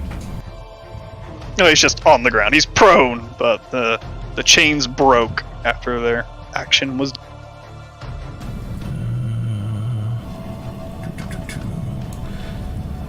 All right. Where is it? Oh, it's a 2nd level spell. That's right. As a bonus action, hoping to free Toman from needing to deal with this and also keep him from potentially getting hit in that creature's death throes, the older will almost sort of snap a finger and just a golden anvil will appear and try to crunch into that white dragon's head. As I'm just gonna throw a little spiritual weapon at it and crit it.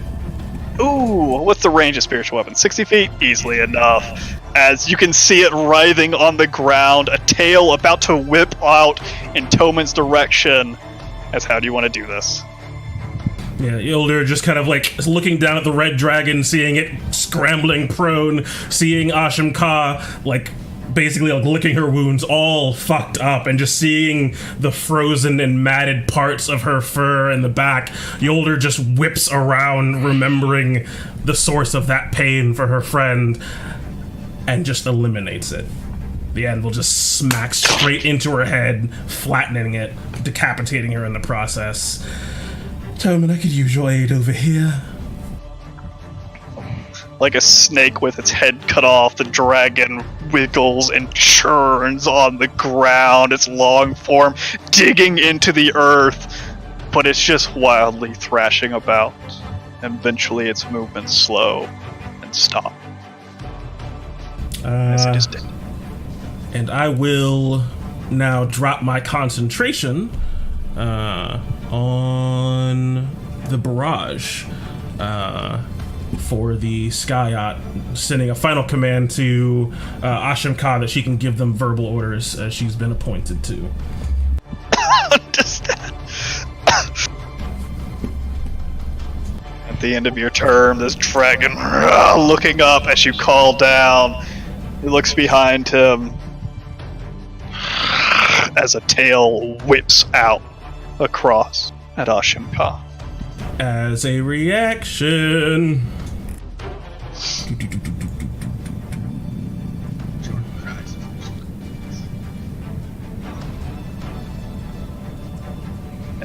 He attacks with disadvantage, but they're both prone, so it's just a normal attack.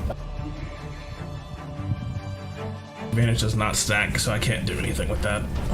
Yeah, you see, he's already not in a good way, but Ashimka, she can't defend herself, and it's just too late. You know your magic. She's in such a bad state. Ooh, as the tail connects into her side, you just hear the ah! As she screeches in pain, as the tail collides with her side, as she crushes down to the ground, unmoving.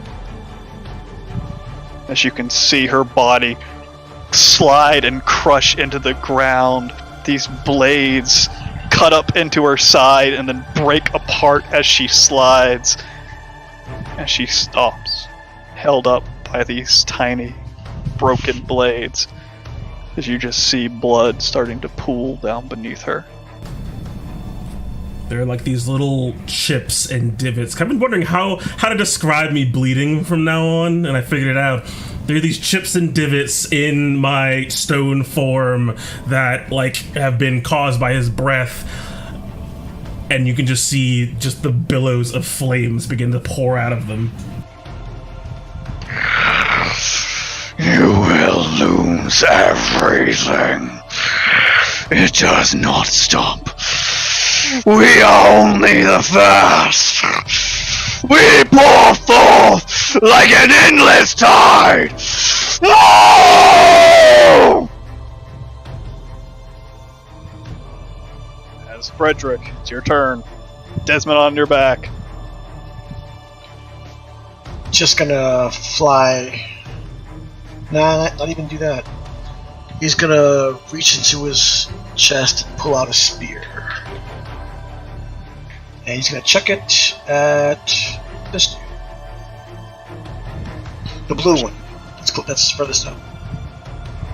He is dead. Oh, sorry. Doesn't have any health. Forgot to X him though. Boop. What about this green one over here? This green one's the only one alive. He is just barely. He is scraggling on the ground. He's fucking still trying to get his feet from the earthquake. Yeah, I'll hit him. Alright, gotta make a dexterity saving throw. Ah! Ooh, he does make a save, but he still takes half damage and with only 3 health left. It doesn't matter. He jumps out of the way, but the spear still catches him in his arm, and he's just speared across the ground. His arm turns black, and you just see his face contort as he dies. I'm gonna move over like 40 feet. I mean, yeah, about this way. Alrighty, and you start to fly over above Cinder. Alrighty. As blue kobolds, only one remain. Does not have much damage or much spells left, but he starts to retreat backwards away from you, Lannister. But before he does, pulling out his staff, glowing with a strange blue light, as these 4 points of light strike out at you, as he casts Magic Missile, 3rd level against you. Take 11 damage. As Fake Toman. So he's going to. Who took 11? Okay. Yeah, Lannister. Let's fireball all of those guys. Ooh, alright. 3 remain. Trying to wipe out these guys. Let's see if they can make their save. Don't think so. Even with Fake Toman, you don't get any bonuses from art or gear or anything, right? I don't think I have anything that 15. Alright. Bonuses on this. It's like your tattoo or something. As the 19 will not quite do it, as they all fall to your flames, as almost all the kobolds, a single one remaining but retreating. All of this fortress forces of the kobolds are annihilated. Only the dragon remains. Anything else you want to do, Toman? That's it. Alright. Keeping your spot behind the tree. Ashimka. Get her to save and throw. She's a people. She's a peoples! Can I give her my inspiration? Sure! I'll let you Then do I that. It's a do. d20 roll. Alright. Yeah, monsters don't have save and throws, so I can't click a button. Ah, she's a monster. I knew it.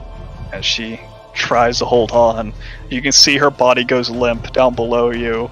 You can see the ever so slight stir as her wing just moves ever so slightly as more of these crystalline blades break underneath her weight as she just...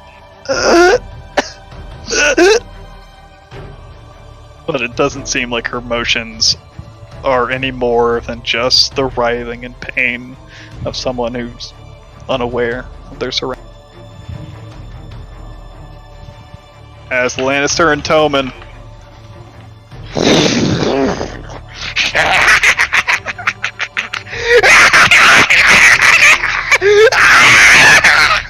as this horrible cackling laugh comes from behind you, gigantic black beating wings.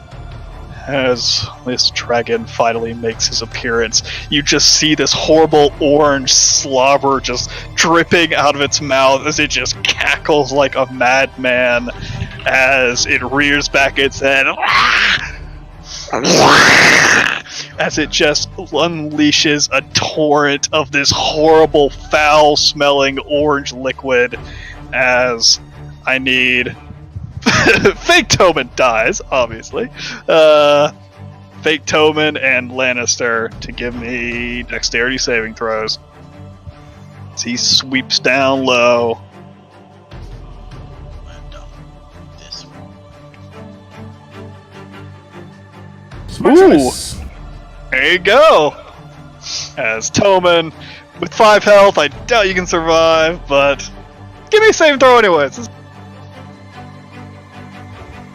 You might be able to eat enough spell Well, can slots. he Hey! sacrifice spell slots? Yeah. Maybe. Those class features. Oh, yeah, he can. Maybe. Well, I mean, how much damage is 62 damage as this horrible orange acid just spills over both of you. This gouting line of death. As Lannister, you take 31, and Tommen taking 31 as well, unless something. No, I don't have a high enough spell slot on. Copy Tommen. As fake Tommen, you can see in front of your Lannister as this this acid burns through his form. It seems like skin melting, but then you realize it's just turning this strange white as just snow starts to melt Do you off of Actually- Tommen's do body. you have that Actually- reaction resistance thing? Come on, tell me you do. Yeah, that's what I'm So talking about. that's Absorb that fucking acid and then have it again with your fucking spell slot. Tank it! You know, just sacrifice his, some of those spell slots, so yeah. so Can you 31 down to 15. And then take 15 of that, so you take no damage. Oh yeah. I mean, EHP king, man. Look at high level blade dance. It's crazy. I feel like that should be a reaction to do that. Alright, and that is it for his turn. And real time. Another dragon makes its approach. 2 on the field now.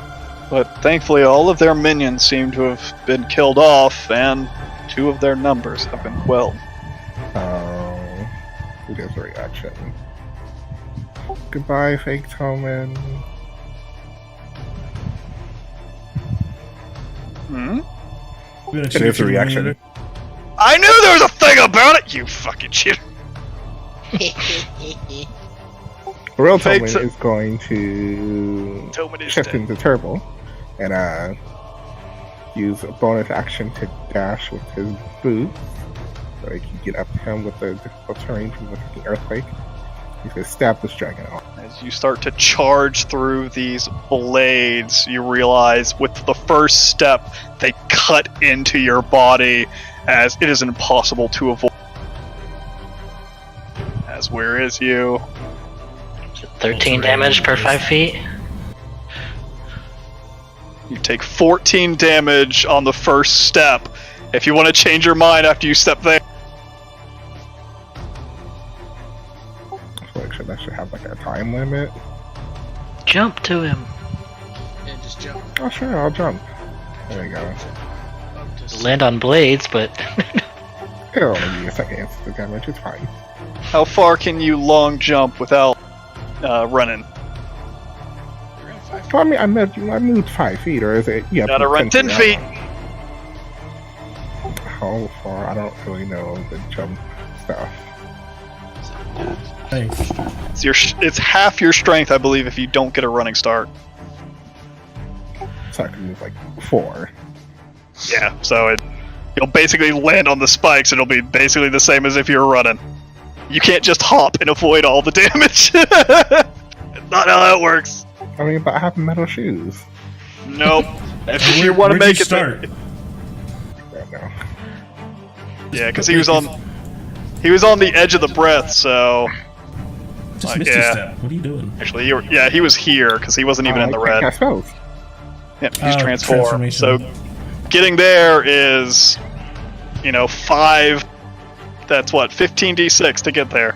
You already stepped there, took the 3d6, so that'd be another, 12d6 to get to him. I feel like there's not enough time. You're not a jumpy enough boy to be able to avoid any of that by jumping.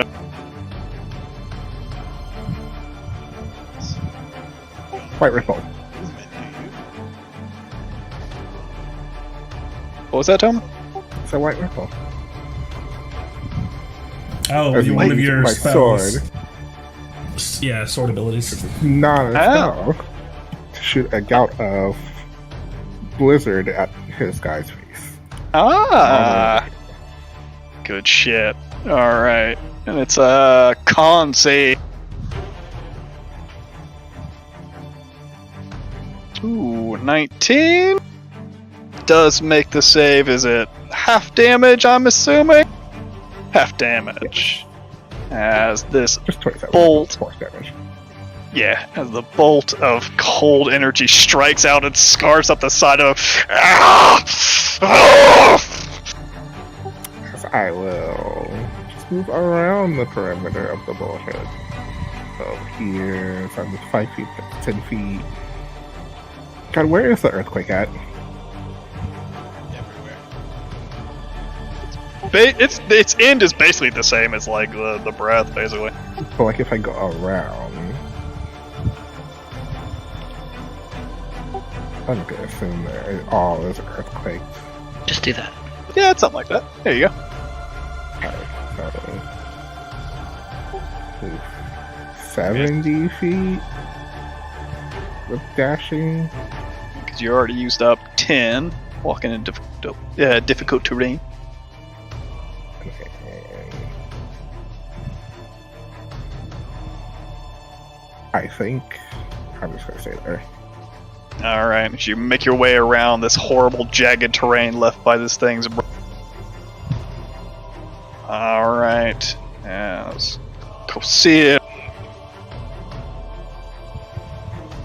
Who gets his breath back as he picks himself up. He just scratches against these blades as he brings his hand close to it. You can see Yolder flames lick up around his claws as the blades just seem to melt away from his claws as he strikes out, breaking them across his fingers and getting back up to his feet. He uses half of his movement to do so,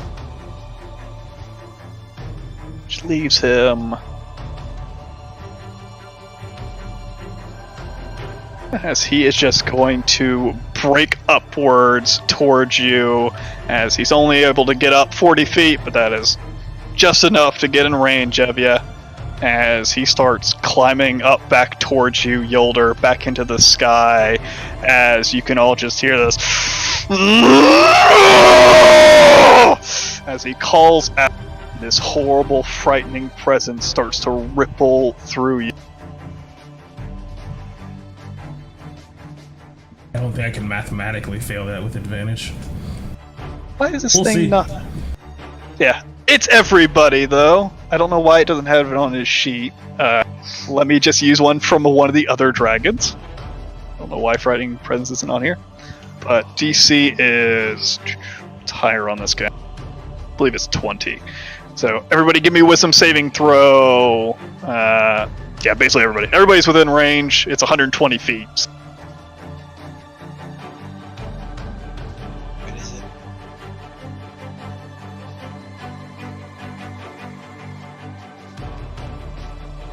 it? Yolder's got it.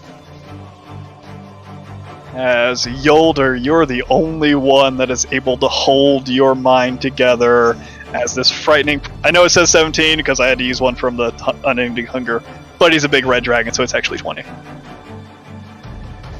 But no. Everybody fails. Everyone, you can feel the fear etching into your body, the screech of this gigantic red dragon now charging after Yolder as a gigantic snapping maw comes towards you as well.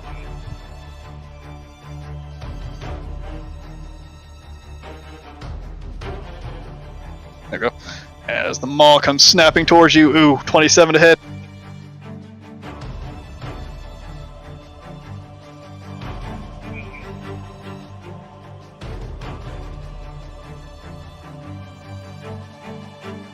Ooh.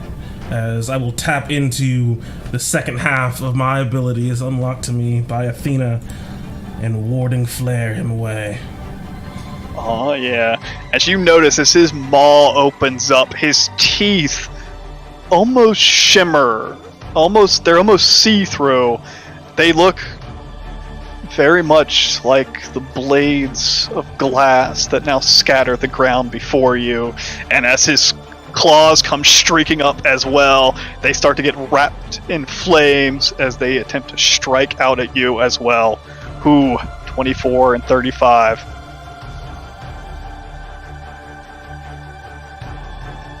Those connect. 24. I was worried about a crit. No, 24 won't do it, but the crit will. As the crit, as his claw is magical, wrapped in these flames and these strange, unnatural claws that seem to be made of glass, as he cuts up the side of you, gouging into your strange metallic body, as you take 41 damage, although you are immune to the fire damage.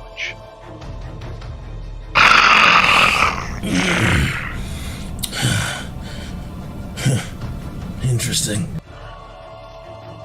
As he now remains right below you, biting and clawing, but it seems like he's still continuing to rise, but not on his turn.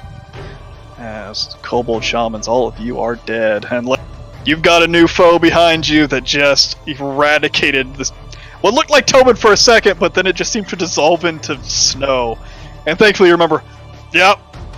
Alright, good, that's not the real thing. Oh, that's good.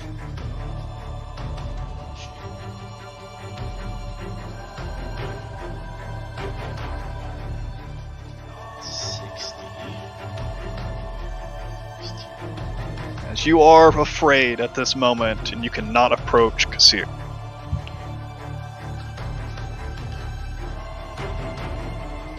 You start to charge the other dragon, even though your hands shake. Still a battle to be fought. Let's pull him on the screen a little bit more there. He's gonna kill me.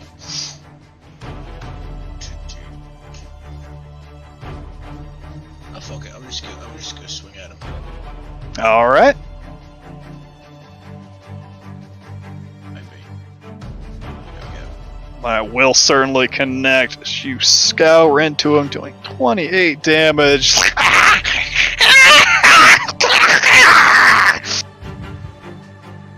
Another strike and another strike, doing 30, doing 31. Gee.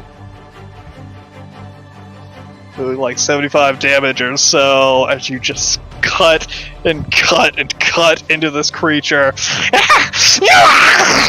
As you can just see this horrible acritic blood starting to ooze out of his body. And then you realize your weapon no longer burning red now that the kobolds are dead. But then you feel something splash against you. As this acritic blood burns your skin. And with each one of those strikes, acid starts to burn upon. Die. That's not good. Has this acid splashing and burning as you lose yourself striking into this creature. One more splash burns across you, and then you just smell this acrid smoke in your nostrils, and your head swims again. And then everything goes black once again.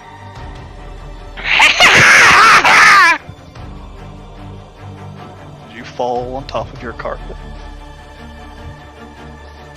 These kobolds dead. Dragon dead. As Toman, you see a strange sight. The emergence of some help. Last remaining of the troops that you as they sprint into the fray, gaining altitude, attempting to charge after this gigantic beast in the sky, although they're not the quickest in the world, as they only advance a little bit as they get about 30 feet up in the air. And they fuck them up with their guns, right? Oh yeah, totes. They have no guns!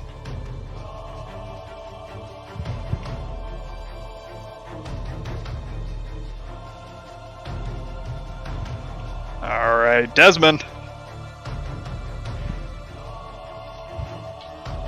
I'm a little panicky from looking at the dragon, so I try to reach down on my gun, and I think I'm pulling a regular shot, but instead I turn on the green glowing lower barrel, and I fire it with my armor. Oh. With disadvantage, that's right. Oh, you didn't fucking swing your sword with disadvantage, Lannister. Oh well, that's fine. Twice you have Right disadvantage. from the red dragon. Oh yeah, that's right. What? Doesn't matter if you just look away from him. You can see it. Yeah, but being seeing it is not just looking. So I don't think it's like. I think you just have to be in line of sight of it. Yeah, like everybody, that's watching the game can see it. All the streamers are scared. Everybody can see it. Does the 22 still hit? Yeah, it does indeed. Let's see. It's all creatures that are aware must succeed. If you're aware of the dragon, you're scared of it. But that's fine. Goofy. Your attacks still strike it. Magic. Still Bear, good. like, is Yeah, if you're within 120 feet and you hear a dragon scream, you shit your pants. As within range of it. Okay. yeah, as the armor buster fires off, but your hand is shaking and it just goes wild. This glob of effervescent goo just explodes out into the air and missing the wing of Karseth. Kosir. I didn't realize that wasn't what I was trying to do, so then I do the best I can to take another shot at it. All right. Ooh, and that will not connect it. Hand shaking as the presence of this thing, as you've had some rough battles, but this, you all have been fighting for minutes and minutes on end at this point. You've been fighting in a war, and now to face these dragons, all of a sudden, this fear wrecking your minds. This is insanity. What? You're out here. There's only a few of you against full-blown adult dragons. This is madness. And you just cannot get that thought out of your mind. Except for Yolder, who was able to hold off that horrible magic to toy with your mind. Anything else you want to do, Desmond? Yeah, I yell to my closest ally, Cinder, that I can't do anything, but I think you can, and I try and inspire him to do better on his saving throw. And then I'll take a saving throw now, right? Yeah, at the end of your turn, get a save. It's a wisdom again, right? Yep. Ooh, it's not gonna do it.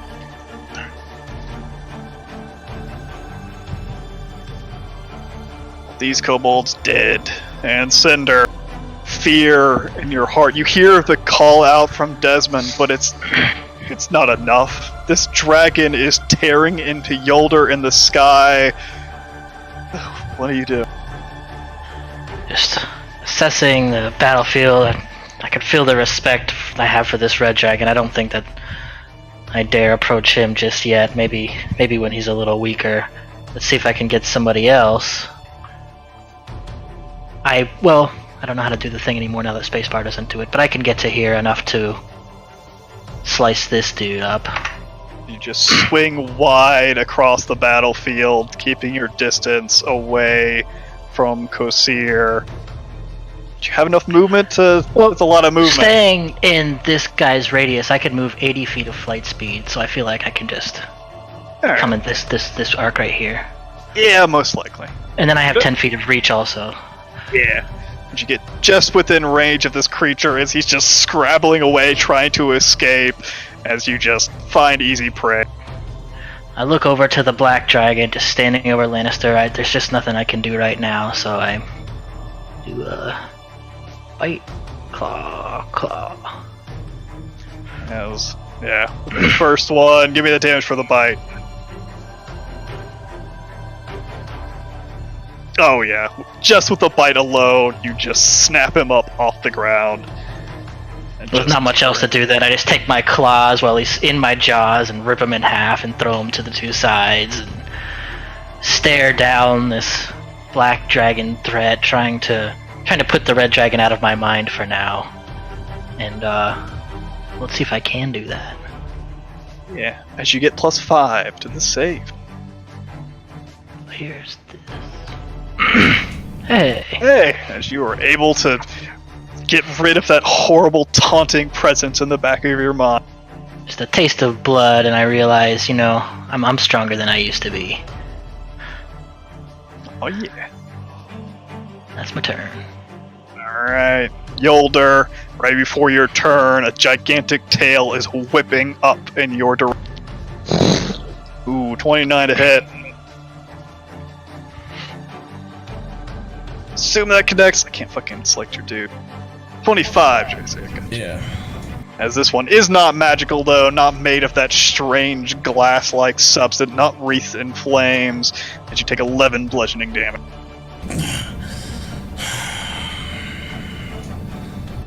You will fall.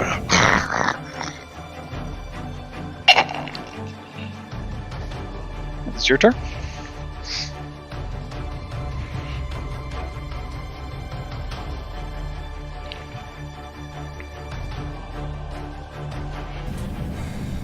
To just look over at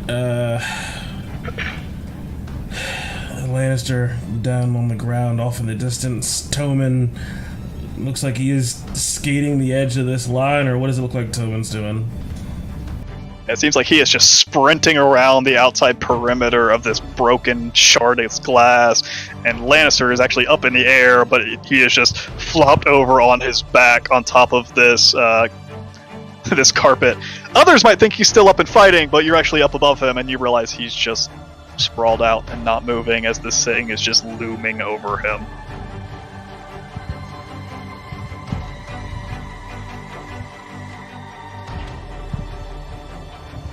It's really frustrating knowing what the right play is, but knowing that even though it's the right play, it won't actually work.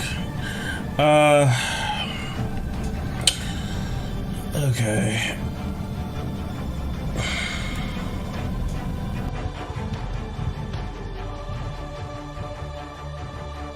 Far. I can probably tank it. So, my staff will glow now with a sort of black flame building up into a ball as it just tries to pour itself into him, as I will just direct the will to harm at his whole body. To make a con save. Con save! Oh yeah, harm's broken. Nito Bandito. DC 20. Ooh, so he makes his save, taking half of this as necrotic energy just pulses through his body, taking 28 damage. As you can see, his wing blackens on the edge and starts to break and crumble as the skin just seems to dry and break under itself. You wench!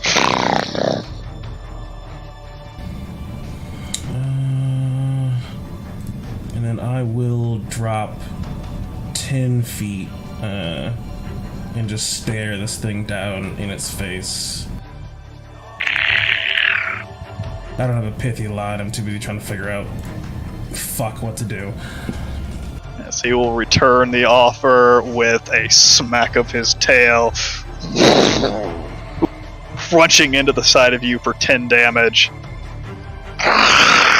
These blows, I'm like trying to weather with my wings, but you can hear just like this awful sound of metal bending as each blow lands on me.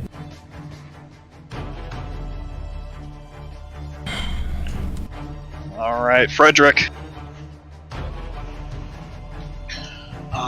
Freddy, again, for some reason, finds himself unable to move forward, so he raises his arm, takes a shot at the Ooh, that 14 will not connect as the cannonball, the shaking of Frederick is obvious as it fires wild up into the air. He will move back a bit more. Yeah, he can move, but he cannot advance towards Kosir. But he does get a saving throw at the end of his turn. And I'll do that wisdom. Not gonna do it. As Toman, you've seen this duel with Yolder and Kosir up in the sky. Oh, yeah, that's not that's Toman. Oh, fake Toman, damn it. Oh, you deleted him right as I deleted. Fuck. Let me put Ashim Call back on here.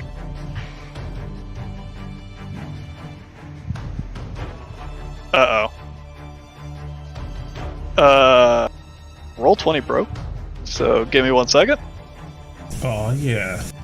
I zoomed out of the map, and it just zoomed into the map instead.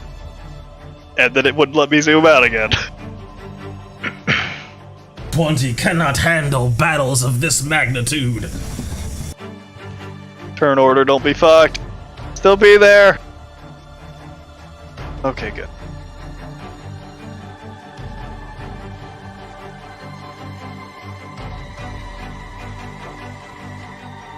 Sorry, takes a bit. I gotta stick Ashim Ka back on here. I believe she basically also had an 8. It's okay, just stick her on my initiative, it's fine.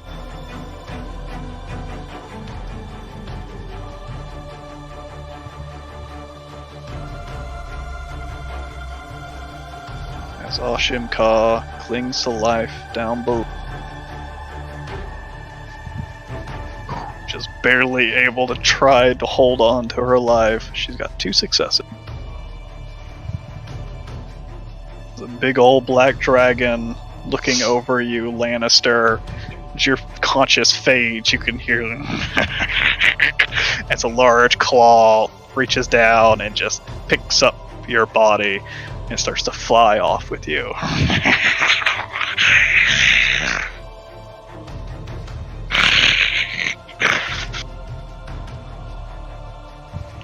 See if he gets his breath back. He does. But he's grappling anyways. As he is just going to start tearing down at you, Toman. As you hear this beat of wings, as you turn to face this thing, then you realize something strange. Something is hurtling towards you, as it is a very large armored man being thrown into your face. Gem shining and reflecting the sunlight.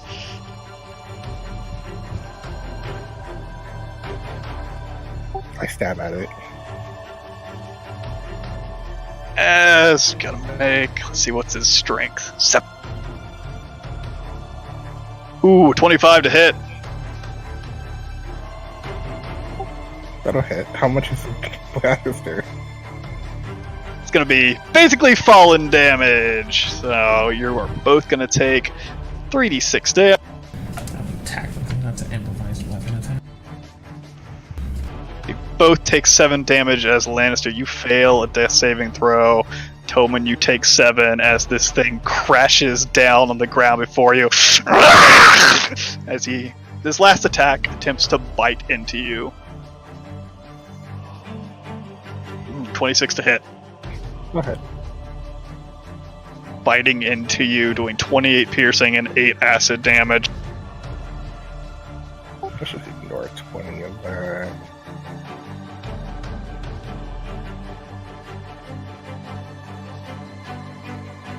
There we go. Put him to the front. As he lands down in front of you. As this just horrible acrid stuff just leaks out of his mouth, leaking out of pores in his body, as the mad motions of this thing just makes it look like crazy. As it is your turn, now with a new dragon up in your face. I look at this dragon, then I look at Yolder, then I look at Lannister. It's probably not the best position to be in. Freaking Lannister down on the fucking floor being useless as always.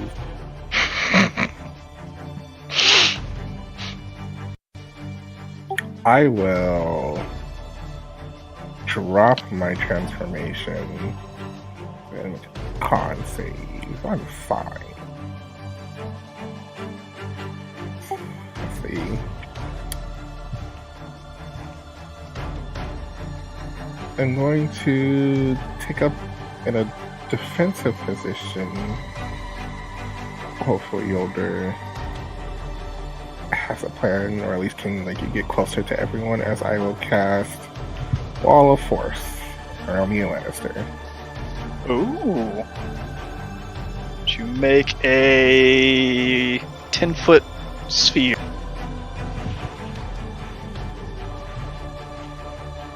Or up to 10 feet, so basically just around me and Lannister, really. Yeah, Which it's is basically radius, so it can be just 20 feet across. Like a 5-foot sphere. There we go. Nope.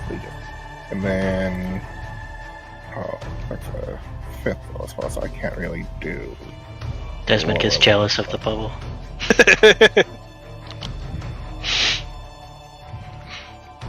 As that will be my turn for now. Alright. As the rest of you see Lannister thrown through the air, bashing into Toman, as this thing starts to bite down, crushing across Toman's body before he brings up a magical field to protect themselves. As it is Kosir's turn, as he just repositions his body around you, Yolder, rising up in the air slightly, getting to basically just about 50 feet. And you can see the flames building in his maw. Die! As this breath pours down upon you, the dead green dragon is just burnt and torn to pieces, even more down below, as it just burns across basically the back side of this bubble. But thankfully enough, the bubble seems to be untouched. As nope, he's not shooting it that far because he's high up in the air. But it is covering you in flames. Yoler. We're both at 50 feet. That means he's shooting it horizontally into my face. The black dragon. Nope. How to position these better, man. It's alright though. You're learning. Give me that deck save. Isn't the dragon on the ground though? Yeah, Black Dragon's on the ground.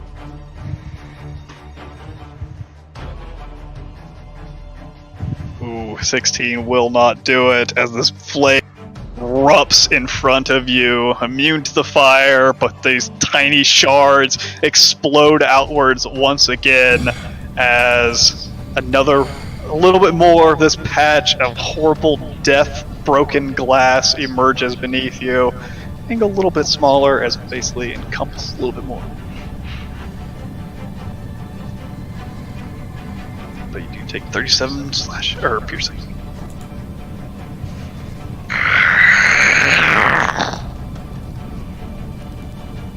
Let me just reposition. I'm gonna put you in front of him. Oh. Here we go. You see your health. Then it's his turn. Lannister. He does save and throw. Ooh. Don't make your save. Holding on. As these creatures fly up to meet their foe, attempting to surround Kosir as they are starting to bring in the numbers. As they try to strike out at him. So how many attacks these guys get? 11. 2 longsword attacks apiece. There's 6 of them. 12 attacks coming in his direction.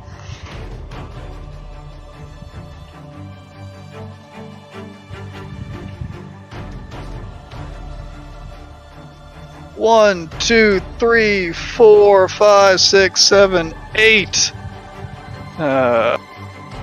Might have your AC is 25. That's not right. What's your AC? 20. There we go. That was for the battle map.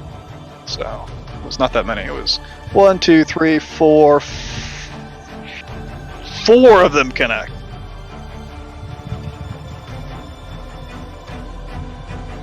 Doing 12, 5, 6, and 6 as the blades start cutting down on the back side of this dragon. A few he just completely ignores, but as more blows rain down, he turns and starts to notice them. Starting to turn his attention to them as a tail comes whipping out in their direction. As the one on the far top try to strike it out of the sky. Ooh, that will connect, crunching into him. Although I think they're resistant to normal damage. Yep. They are. Jeesh. As the guy only takes 12 damage. Damn things! And Desmond. Alright, seeing how unsuccessful I was last time, I went down to Freddy and tell him that we should focus on the black dragon, and then I take aim at it. Get up. I'm gonna hit him with an armor buster shot because I saw that. Oh yeah, I have this armor buster since I accidentally shot. As you fire out. Wait, that should be without disadvantage. I'm sorry. Should it be? He's not afraid of that one. Not the black dragon. You're just afraid. It doesn't matter what you're fighting. Scared shitless. Yeah, everything's with disadvantage as long as you're afraid of them, and the 19 will just barely not connect. Yeah. All right. I'll then try to shoot it again. All right. Yeah, second shot. That one will certainly connect. Can I have that most of the time? Thank you so much. Doing 12 damage, cutting up into the side of this thing. As it's pretty wounded, but it seems to just not even mind. I try to inspire Freddy to break free of this fear he has. So hopefully give him advantage on this next saving. Gotcha. And then you gotta hope for your nat 20 on yours. Yeah. Ooh, not gonna do it. Oh yeah, you gotta make double nat 20s, don't you? Shoosh. Yeah, I don't think I'm ever gonna not be afraid. I think since the door, I've pretty much been afraid of everything. You're not a hardy, brave boy like Toman. Well, he does have disadvantage on save. That's right. Yeah, you don't. But yeah, still 12. Ridiculous. Yeah. So Cinder, Black Dragon clawing at this weird dome that Toman is trying to protect Lannis. Yolder now still fighting this thing, but seem like with reinforcements now in the sky. Yeah, into Yolder's head I say, no reason to be brave, retreat. And then I charge the black one. Bite and 2 claws. Turns its head to face you. The bite won't quite connect, but the claws will. 28 damage clawing up into his side. As he will answer in kind. Unless you want to do anything else? That's it. 36 for each hit, too, right? That's right, Jet. Almost forgot. As you claw into this thing, the acid pours out, this horrible necrotic blood pouring out onto your form. You should take 17 and 7 damage. Then he will also answer in kind as his tail whips out against you. Ooh, 31 to hit as it bashes into the side of your form for 32 damage. That one I have to roll concentration because I could fail that one. As Kosir surrounded, 36. he has massive wings beat up and downward as his wings beat in all directions as this horrible torrent of wind threatens to pull all of you out of the sky. As I'm going to need dexterity saving throws from Yolder and all of these flying buddies. They don't have hover, do they? They do not.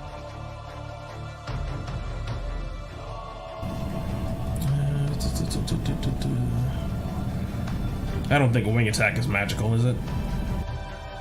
No.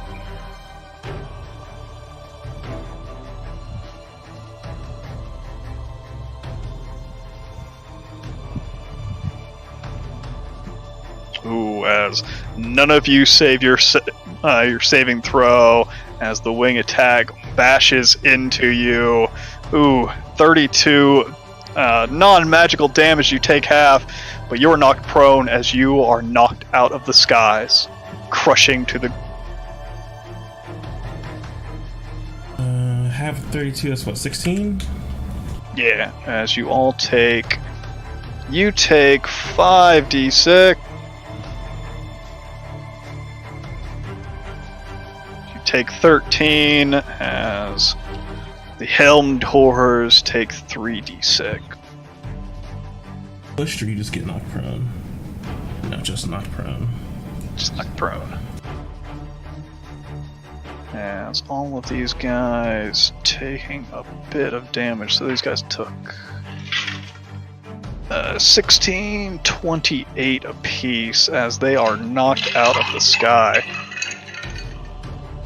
Do you have to stand with a magical fly speed? You just fly straight up. I think man. I think you need to stand. Otherwise you're like on your back. Like how do you fly if you have wings? You go up, you just curve it up. What are you talking about? I'm assuming you need to stand, but I'm not sure. You can, if you want to, look it up between your turn, but right now, fuck, it's your turn. I'm gonna say you need to stand to start flying again. I would say it's fiat just depending on the build of the creature. I gotta think like an Aarakocra where you like need a certain amount of wingspan as per the character block. Totally makes sense. But if you're just magically I guess it's up to you. Are your wings actually functional? Even though obviously they're magic, but do they actually need to flap for you to fucking fly, or are they just ornamental? Real talk, I have just been mostly using them as shields. It's really just kind of like a magical jetpack. I'm sorry to disappoint you. I don't imagine them flapping rapidly. No, I don't. It's more goofy to me to imagine that than to like a slow beat every like 30 seconds. Sure. Then you are able to just pick yourself up off the ground without having to take the time to stand. But you're still prone in the air like this. I gotta tilt myself. But I'm not gonna do that, at least not immediately, as I just kind of get the wind knocked out of me by this wing attack, plummeting to the ground, kind of trying to shake my vision, hearing the screech of this thing, seeing the dome of magical force, and seeing Cinder. Let's see, should I just choose not to cast this and we just lose? That'd be fun, right, guys? That'd be fun. Ain't nothing getting me. Hey, Mel's not ready. I'm already pushing my way out to the side. I'm gonna leave. Me and those Hell Horrors will finish this fight if you guys are scared. That's fine. Once again, I can come back and res everybody. on the edge of death, just kind of reaches up to the sky and channels her inner Anduin, summoning forth all. Hold on. What are you doing? You should probably call out what you're doing. You can't cast that for me right now. Wall of Force. Force break line of effect? I believe so. You should probably just tell them, hey, you should drop that to help you guys. Immune to all damage. Nothing can physically pass through the wall is immune to all damage. Yeah, I don't see anything about it stopping I feel healing like magic. it would be weird to throw a fireball in there. Yeah, I'm gonna say you can't shoot things through Wall Force, and that includes magic. I will be checking for a ruling on that. That is interesting. Sure. The sound goes through apparently, right? So something does. You know, just tell Tobin. Let's go ahead and read the text on this. Because I think I accidentally cast True Res. No, I clicked the right button. Is it like any creature that can hear you? Just that you can see. Of healing energy flows from you into injured creatures around you. That you can see within Flowing out range. in, reaching them. Can't flow through the wall. Realizing as I'm just calling all of this bastion of positive energy and trying to direct it towards my allies, I realize the person that needs it most, Lannister and Tommen, for some reason I can't reach to them, and I just call out, "You need to move the wall, drop it, I can't reach you!" As you can see, like, just this pouring of light bashing against the wall trying to get to you. Yeah, I'll drop it. It disappears. It just slams into you. As being the wonderful greedy bitch I am, I'm gonna go ahead and give myself a lot of hit points first. Off the top, there we go, nice. I should have left it there.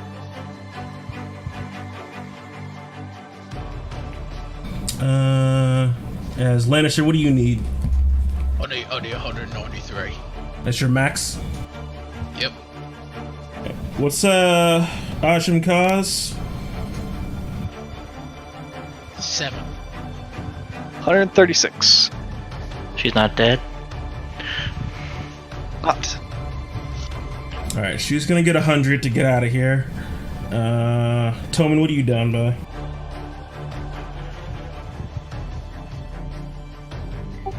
I need like to get them back to like 60 something. So Just give me 60 to Tommen. That's 540 left in the budget. And then what do you need, Cinder? To get back to max. Me? Yeah. 56. Alright, that leaves more than enough to completely heal up Lannister for minus 198, or 93, leaving 291 in the tank. So I will heal myself back up to max, which is The green dragon and the white dragon. From 293, 181, leaves 112 in the tank. Did any of those helmed horrors take damage, God? Took 12. Oh yeah, they're all like about half health or so. They're all missing 28 health. All missing 28. There's 6 of them. One's missing 20. Shit, this guy should be lower because he Just took. on my Took 40. All of them took 28, and one took. Okay, minus 28. Minus 28, minus 28.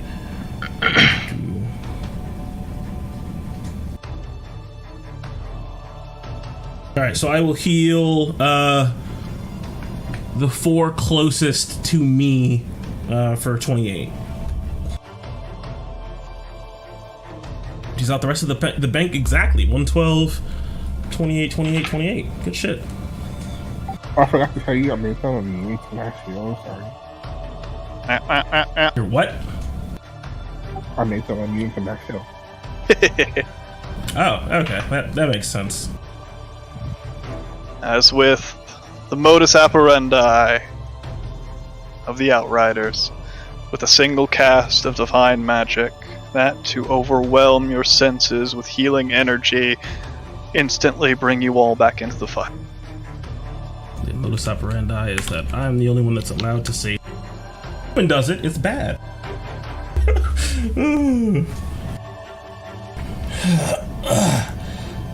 Alright, let's try this again. As I will fly up to meet him. Alright. Freddy.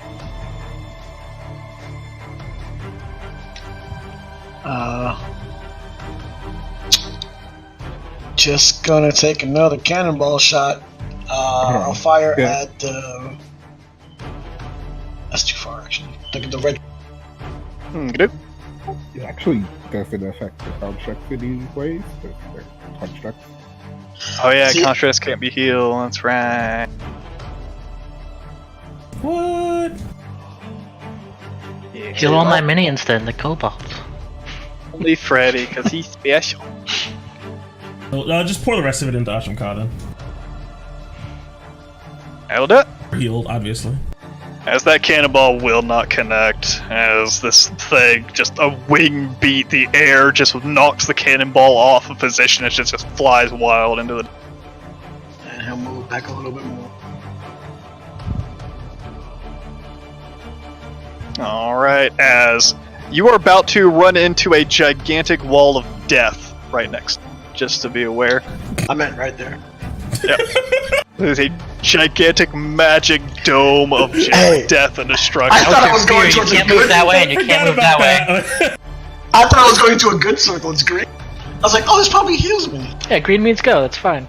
You can technically move closer to him as long as you keep gaining altitude.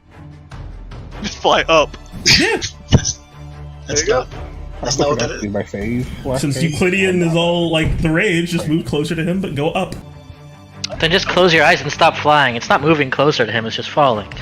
I'm no longer afraid. I'm gonna do his wisdom save, but I get a +5. Oh. Poor Al. That'd be what, a 23, right? No, 22. Oh yeah, yeah. So Freddy is freed from the fear, as it's Asham Ka's turn. As a tail will come whipping out at. Hey, you got its attention. It's gonna whip out at you, Cinder. Hit. Crunching into the side of you for 28 damage. You've been making your concentration checks on these, right? I've only had to roll it once because I get +11, but here's another one. Gotcha. There you go. As Asham Khan, coming to her senses, her body miraculously healed, almost untouched, she pulls herself up to her feet. As her wings beat as she pulls herself a little bit away. Although she does use her fucking wings, so she does need to use half her movement to get up. She just pulls herself up and hits the ground hard just from the exhaustion of it, looking up at this dragon. Damn it. I won't leave. Not without doing something.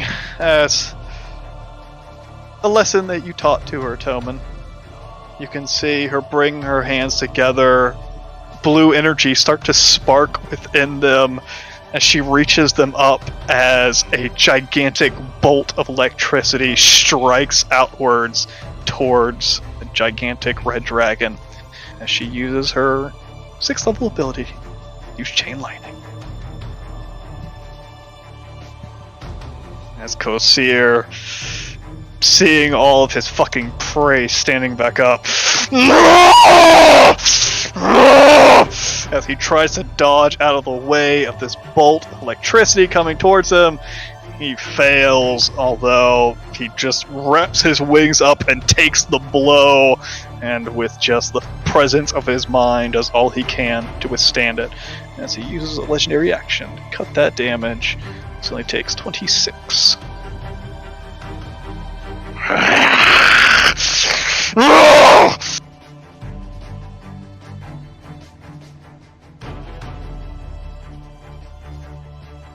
Poison Dragon Man! He is going to see what's going on and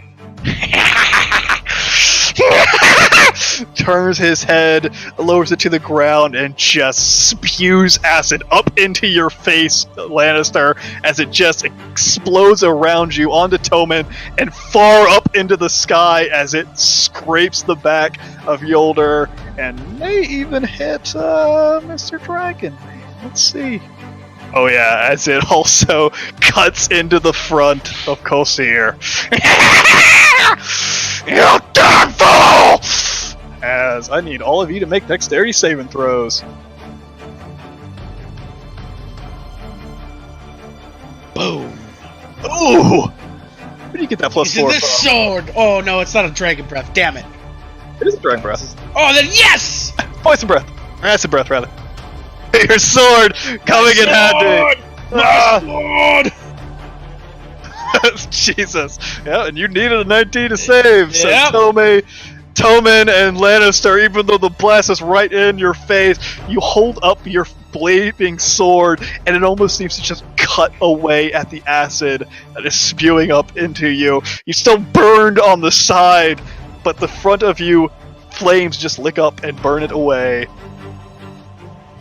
As you take half of 58 acid damage, and Yolder, you take 58 damage. Completely caught off guard against my one arch nemesis as a creature of stone and metal now. 58 acid damage. Oh, fuck! That really hurts. As Kosir is forced to use another legendary saving throw to say, fuck you. It's what, 29 damage?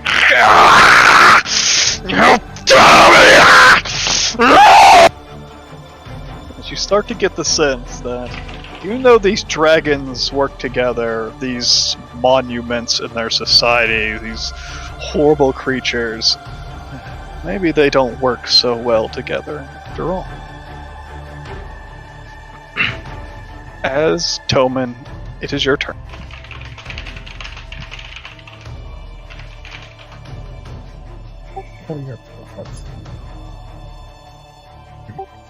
I will. I still can't get to that drunk up You're so quiet, I can't hear you. there. Your face is quiet. There you go. I don't think that's true at all. I think my face is very loud. I mean, you're loud. But just stab this guy's face. As you stab up into his chest, and those will connect. No longer held by the fear of Kosir. That damage, and this one not immune to your ice. You do 32 damage.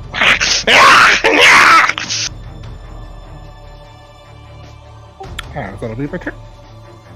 Alright, at the end of your turn, Razarth, his large wings will raise up and just beat downwards upon both of you and Toman and Lannister, and I guess Cinder as well, because you're in melee range of him. Even though you're 20 feet up, he's a big old boy, so he's about 20 feet tall. As I need dexterity saving throws from all of you. Toman, Lannister, and Cinder. He's not very dexy. I'm more dexy than he is. Yeah, dragons are not very dexterous. As Lannister, you actually hold your feet as a wing attack bashes down. And I think you take no damage from it, So Cinder and Toman, you take 27 bludgeoning damage and are knocked prone. As Cinder, you fall 20 feet to the ground, taking 9 extra damage as this creature breaks off towards the sky. As We can still attack him, right? Yep, you get opportunity attacks, although you are prone, so is...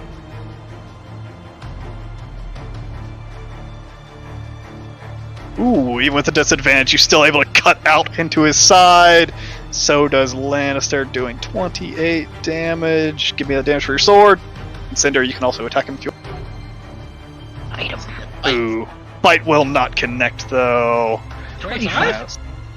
It's a disadvantage, because he's prone. Oh. That's like, what? Ooh, the booming blade. As... You don't get that 17. I was about to say. Let's see. 12, 26, 7, and 18. Ooh, as he is not in a good state, but he breaks off, rising 40 feet in the air. He takes some acid splashes too. Oh, that's right. Shit. Toman, you take... Thank you for reminding me these things. Toman, you take 21, 27 damage. Lannister also take 11 damage. Cinder, you bit him a couple times, right? You scratched him twice? No, that was last time. I got hit for it, yeah. Yeah, you got it. Rising up into the sky as this horrible acidic blood drips down upon. And that's it for his legendary action, as it is coast.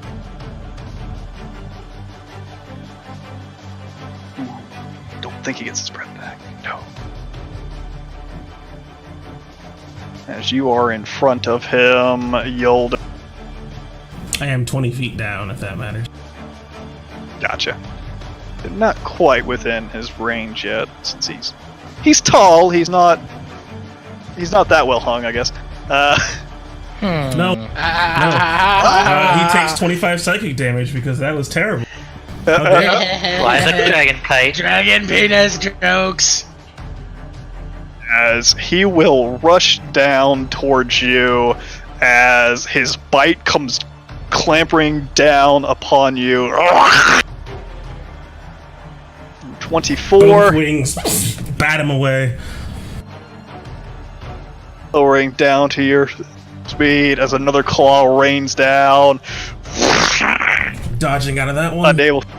As one more, but this time his claws actually retract and he just tries to bash into one of your wings, just trying to bash you downwards and knock you prone to the ground. As I need an athletics or acrobatic checks from me. Ooh, not roll very well. Need to beat an 11.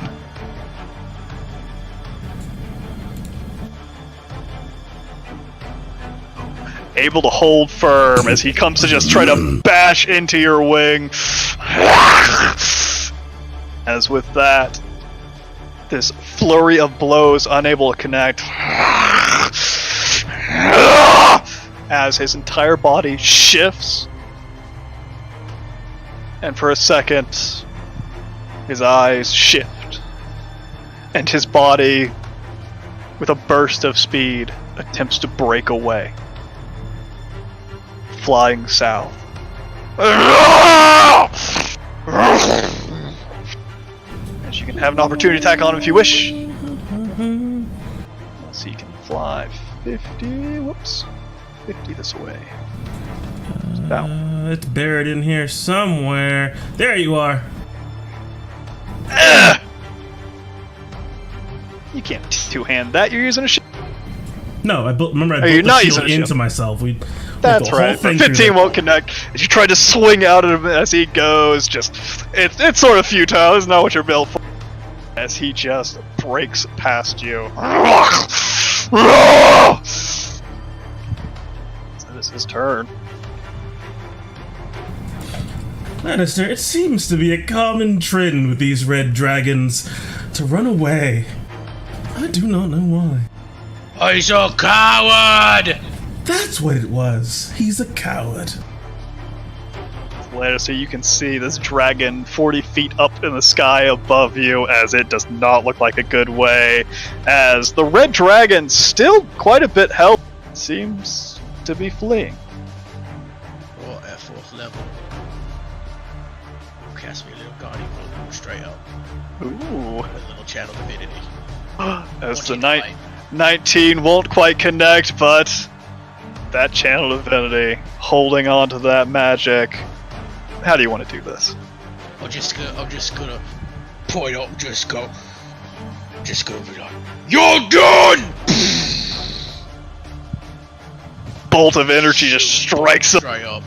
as it just collides with his chest, breaking open his stomach. You can see just this gout of orange liquid just pour down below and just splash on the ground. Thankfully, none of you were close enough as it just bubbles on the ground. As he turns upside down, flipping over end, and just crunches down on the ground, his neck just snapping underneath his weight.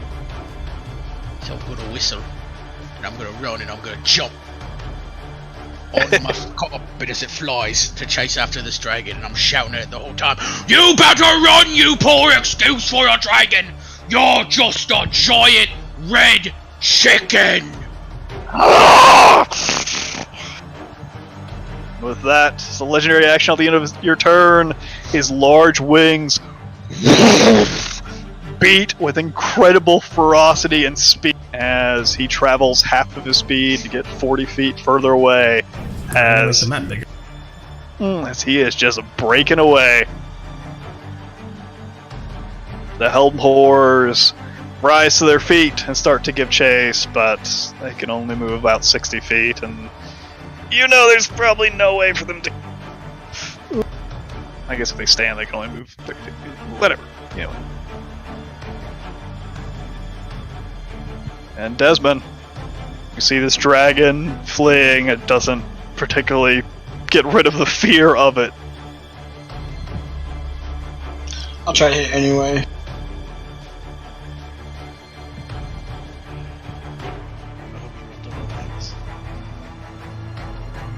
That will... Should have been disadvantage. Yep, disadvantage. Give me another roll. 22 will still just barely connect. That damage. 16 and 29 as the shot just rips through his wing. I'll try it again. Another shot.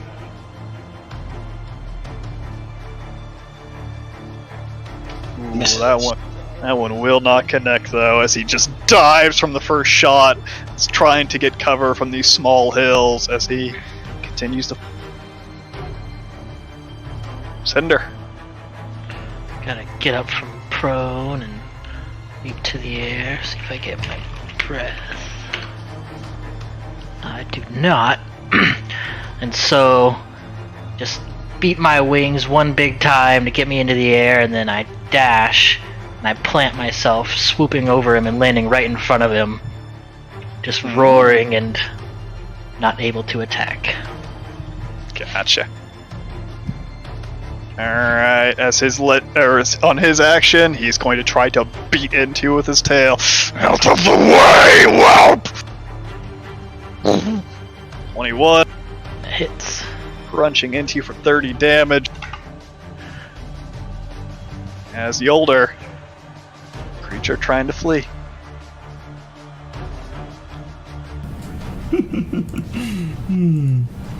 You may outrun my wings, but you will not outrun my creations. As How I high begin is to he so I know to match concentrate on it? an 30? effect. 30 feet. As it trains and fires as I begin my barrage. Cannonball fires out. Ooh, that will connect. 23 damage as a cannonball flying in out of nowhere.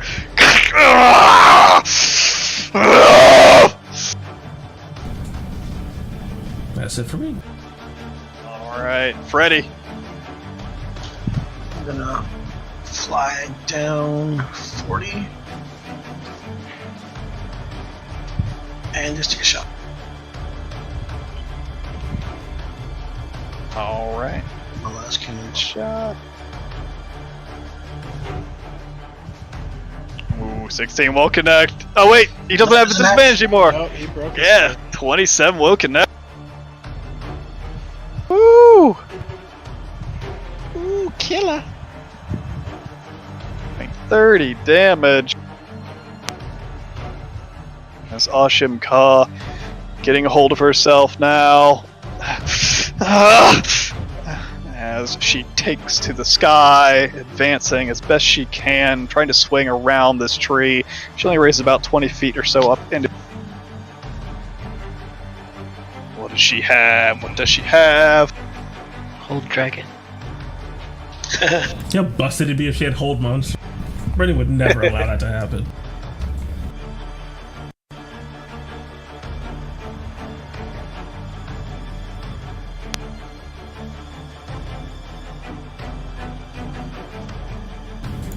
Try to banish Oh, him. he's too big. Oh.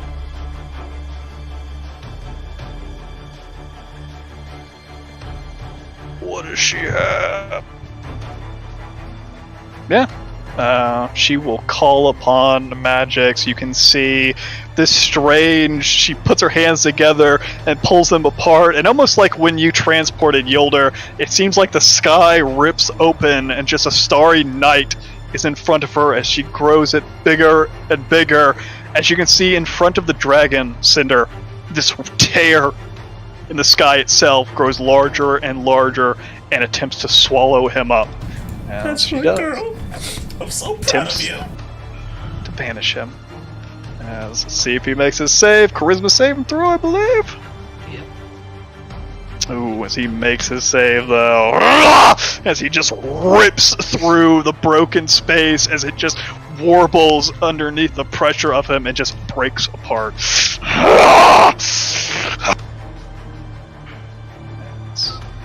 Razarth is dead. Toman.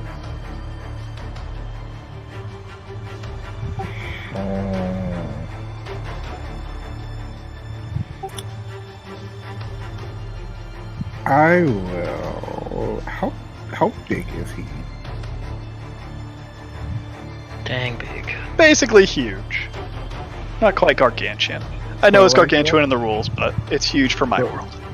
But what is that like in like feet? He's about as big as he looks. He's about 20 by 20.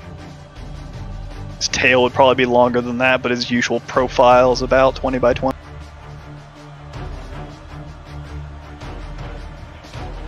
I think I was trying to do the same thing.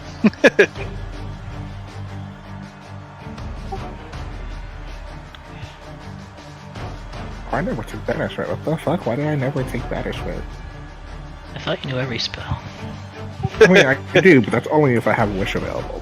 Hmm. I mean, do you have better banishment? Do you have the best banishment in the whole wide world? I don't have a fireless spell slot. Ah, I okay. used it for Illusionary Dragon. Oof.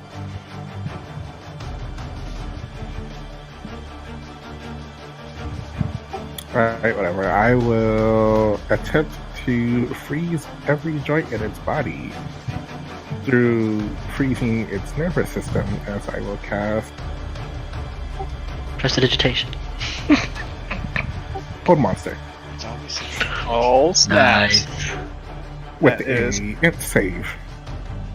I mean, it's guaranteed to burn his last legendary resistance, more than likely, but that's fine. Well, Young Red has Oh, two. he tries his. Oh, wait. Is your saving throw 20? It's funny. As your hold monster, you can see his wings start to seize up. As he just screams over his shoulder at you, and the force of it just breaks your concentration for that half a second.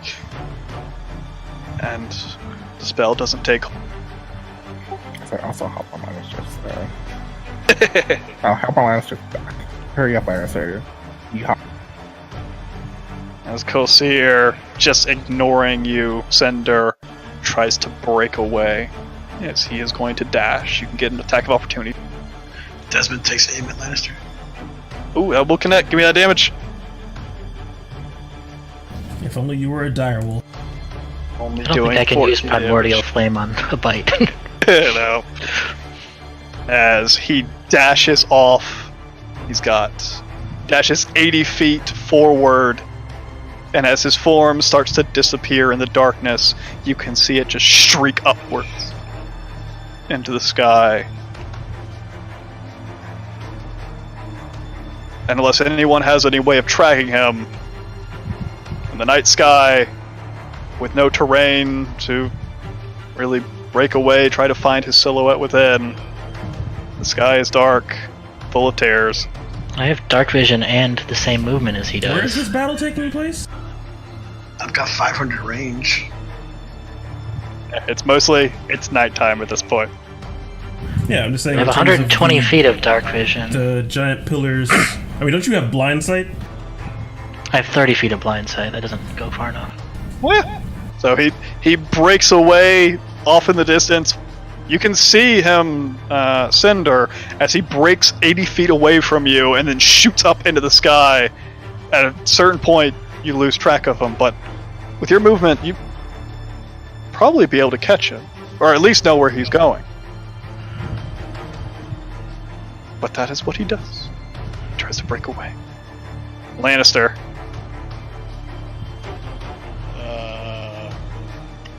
I'll go my max space 60 feet in the direction I saw him take off. Got 60, so I probably still can't see him. Yeah, if you break off 60 feet in his direction, he's just disappeared into just sort of the murky night sky. I'm gonna hold my guiding bolt until I see Cinder's dragon attack something in the sky. Alright, good shit. Helmed Horrors continue their advance, although at this point they don't really know where to go. Actually, they just start to advance onto Toman, trying to keep up with Toman. Alright. Oh god, I'm amazing. Desmond. You cannot see the dragon anymore, sadly enough. I have a range of 500. I can't see it. Yeah, he's just so far away. Yeah, he has disappeared into the night sky. If it was daytime, easy enough, but night Alright. finally disguising him. So then I just kind of stop moving. Alright. Cinder. Yeah, I'll chase right after him. I have to dash to do it. Alright. You dash after Kosir, you charge forward, and you notice. So you have 40 foot or 80 foot fly. Yes. Alright, as you're dashing 160 feet, you realize he's up in the sky. He's actually starting to break into cloud cover. It seems like he is trying to escape through the clouds and trying to get away into the night sky. Well, he moved 160 and I moved 160, right? Yep. But also, it seems like he's further. It seems like he's about 40 feet further than that. And you remembered, with his massive, strong wings, he can get a burst of speed whenever he wishes. 40 feet. Well, this I don't think goes far enough to do it, but I can check. So he's basically 40 feet away from you at this point. Well, then I know I won't have another chance. I drop concentration and my scale flares, and I try to turn him into the slowest bird I can think of. Ooh. An ostrich! Well, so that he won't fall and take falling damage and then break out of it. Wisdom saving throw, alright. Like a Ooh. chicken. He fails, but with his last legendary resistance. Dang, I didn't know if he had 2 or 3 left. What are And you? one left. As he forces away your magic, as you can see his form start to be sluggish in the sky. You will all pay for this. Gosseth will see to that.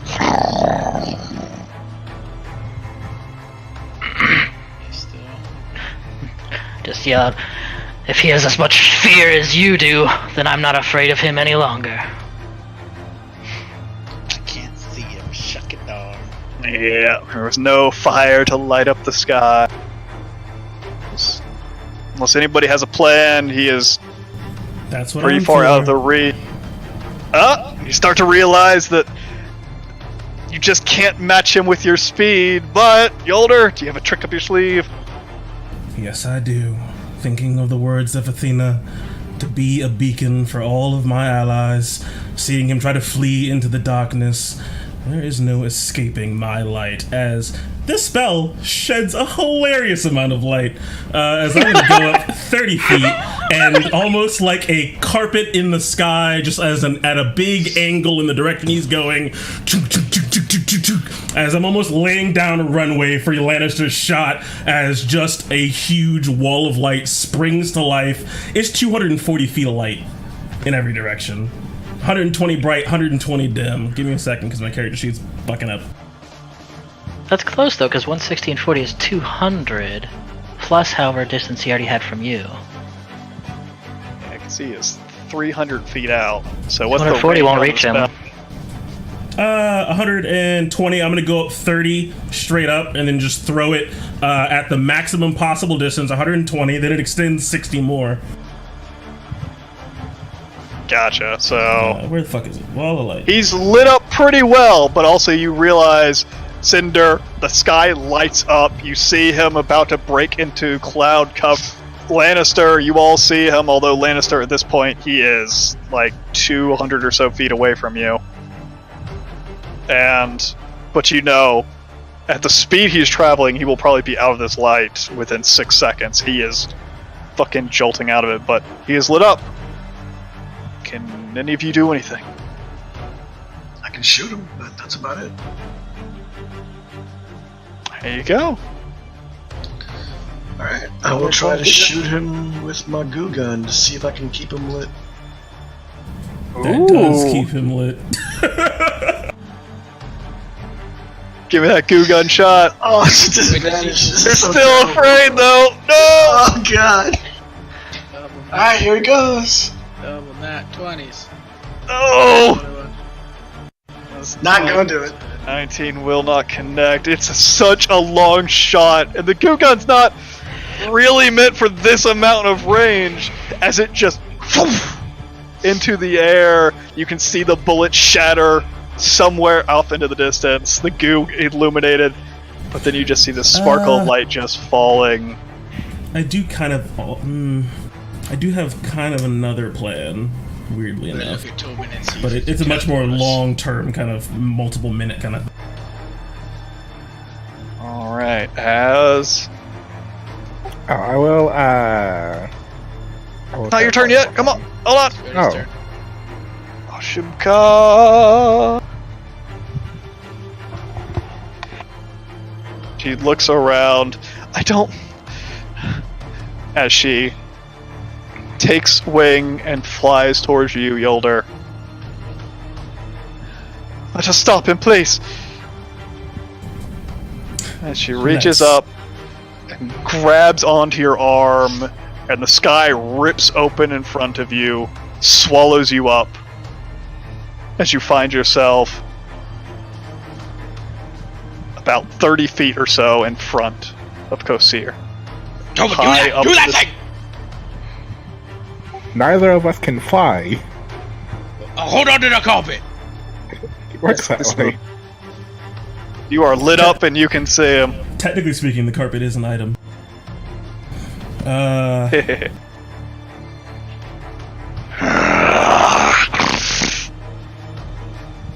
As Toman, your turn.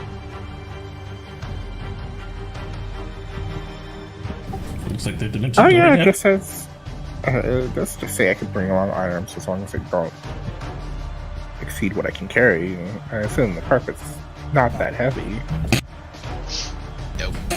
The only problem is you've got to be carrying it. You can't be riding it. So you could pick it up, but then you'd fall to the ground, and then you could teleport. Well, I mean, just say If you just yank the carpet out from underneath you, Lannister fall 50 feet to the ground. Yeah, it doesn't say I have to carry it. It just Lannister says- jump, and then you grab the carpet, and then you teleport, I and then you could put it bring it back, along. and he lands on it. I'm I gonna don't say, care. I don't care if I fall to the ground. I'm gonna I really say don't. Dimension Door doesn't just teleport anything you're also standing on. Would it work with a broom of flying? Sure, because you can just grip it. You're holding it at that point. You're carrying it at that point. So just like sit down and like ride the carpet saddle wise. Yeah, you can totally reach down and grab some carpet. Teleport. I'd tell him to still do it. I don't care if I fall around. You can teleport, but you sans fucking carpet. Lannister's fallen before, he's good. Can they teleport Yeah. onto the dragon? Because right I mean, now it they would require a are grapple. 110 feet up in the air. If you could see him, you could just teleport right on top of the dragon. Yeah, but I would have to grapple him or I still fall off. Yeah, but you have feather fall. You'll be fine. It's 20th level D&D. Throw the chips on the table. Lannister will make the grapple. There's no way. His athletics is stupid. And if Lannister is on him, he's dead. So get him there. I grab Lannister and I teleport. I get him on his back for now. I mean, Lannister are on his back. So how does that work with my held guiding bolt? You can fire off your guiding bolt, but you did not have a grapple held. Yeah. As you have magic, you were not prepared to try to grab on this dragon. As you can fire off your magic, but you are just gonna fall the fuck off this dragon, Tome, and you. Start whistling. Damn it, the one dice I can't do a damn thing Tome and about. Lance, you reappear right below him. You start to fall. Lannister tries to pulse magic into him, but the dragon just turns, and you just start to plummet. As you Fucking get both it, fall 110 No, feet we out of the. don't. Yeah, I feather fall's a get thing. my feather fall us. Alright, as you So they're as you only start 60 feet. They're only 60 feet down. You have more attacks. Yes. I do. do it immediately. Alright, as you just start to drip down 60 feet, you're like, God damn it, get back! Ah! As you just start to float below him. It's Kosir's turn, however, as he will just charge forward as, with a large hand, he will bash down at both you and Ashim Ka, Gilder and Ashim Ka, trying to knock you out of the sky. As I need athletics or acrobatics checks for both of you.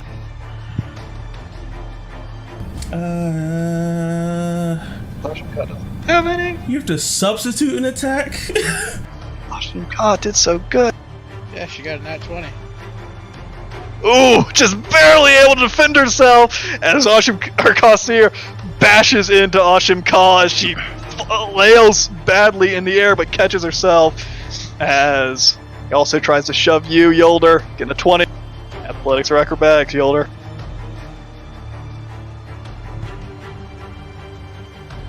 And yes, I homebrew it that monsters are able to shove and grapple for multi. But everybody was aware of that.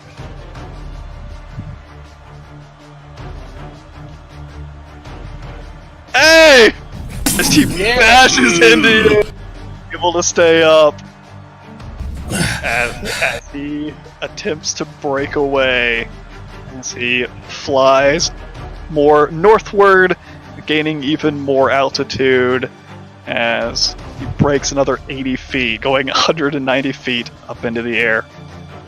As both of you can take opportunity attacks if you wish.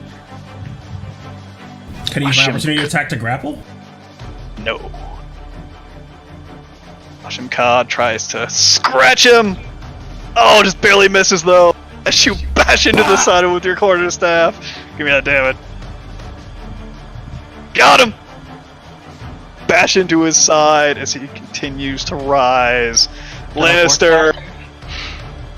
I'm in range though, right? Because he only went 80 feet? That's why you take Warcaster, then you could have cast Hold Monster or something. At this point, he is 80 feet up from where he was, and you are 60 feet down, so you are 240 feet away. 240. 80 Wait, plus No, 60. 140 feet. Yeah. 140. Wait, 80? Because he goes up 80 You and were then feather here, fall makes you fall he was 60. 80, you went 60. Fault's not even in one round of combat? Yeah, 60 feet every round. Yeah. Basically, it's assumed at the end of your turn you have fallen 60 feet. But it's not the end of my turn. Well, you and Tobin were falling same. Okay.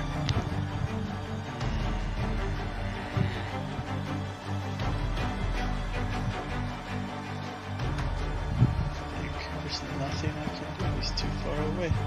Can I cast something at disadvantage? Not how spells work, sorry.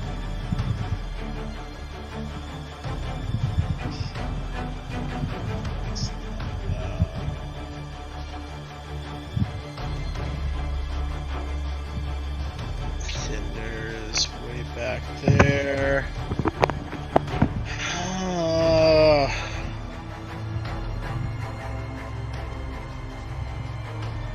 He can't fly. Carpet's too far away. I don't have any teleportation spells.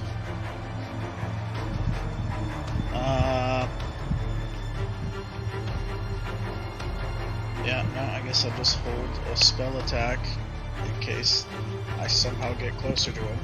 Alright, hold another guiding bolt. Yep.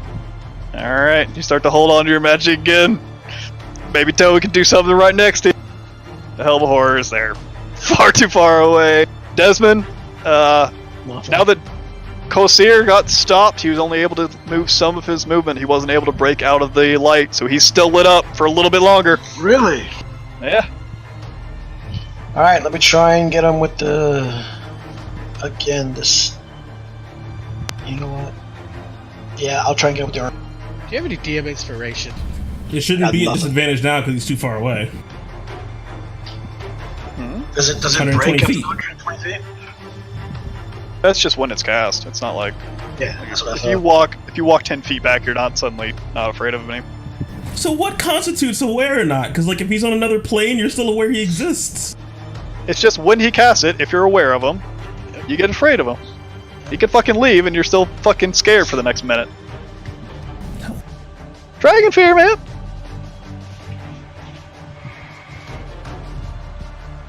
Oh, Jesus. that one's not going to do it either way. I'll just fire another regular shot at him. Alright. Disadvantage. Oh, sheesh! Double Rolled a now. 1, a 1, and a 2. Yeah. Desmond, you just cannot shake off this fear. Did you get another wisdom save? You can try. Yeah. As Cinder. Not sure if you can catch up to him in time. Although, you're not a dragon anymore, are you? I'm not a dragon, but I'm not giving up yet. My scale flares and burns as I'm flying after him, as I cast teleport and appear 200 feet up in front of him. Whoa. Spin around with my scale still flaring, and fire an Eldritch Blast trying to knock him backwards. Ooh. Push his ass You're towards the ground. trying to knock him down. Trying to knock him towards my Knock allies. him towards Lannister! Oh, Knock him yeah. towards Lannister! Giving them shots. Whew, Feet the down. first one will miss, but the next 3 will connect. As he is shoved 30 feet downwards. He's in range! And since I missed my last attack, I get this attack with advantage. At 9th level. Guardian Bolt.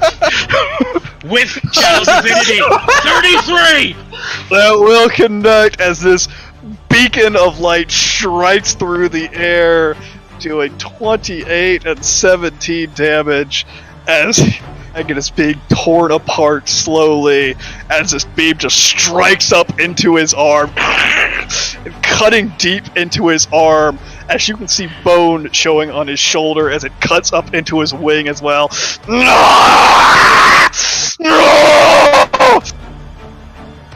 Still alive, just barely. Now 160 feet up in the air. And Yolder. I have advantage from that Yes, you guiding do. bolt. Yes, you do! He is 50 feet away from you at this point.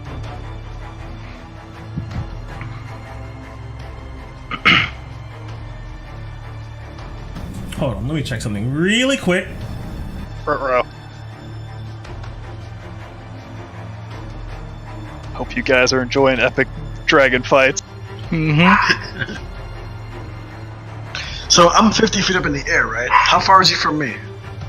Oh god. 10. He is. Like 400 or 500? He's like Can't be 100 500, 'cause I wouldn't plus miss this. 80 plus 160, so he's like 320 feet away from you? 340 feet away from you?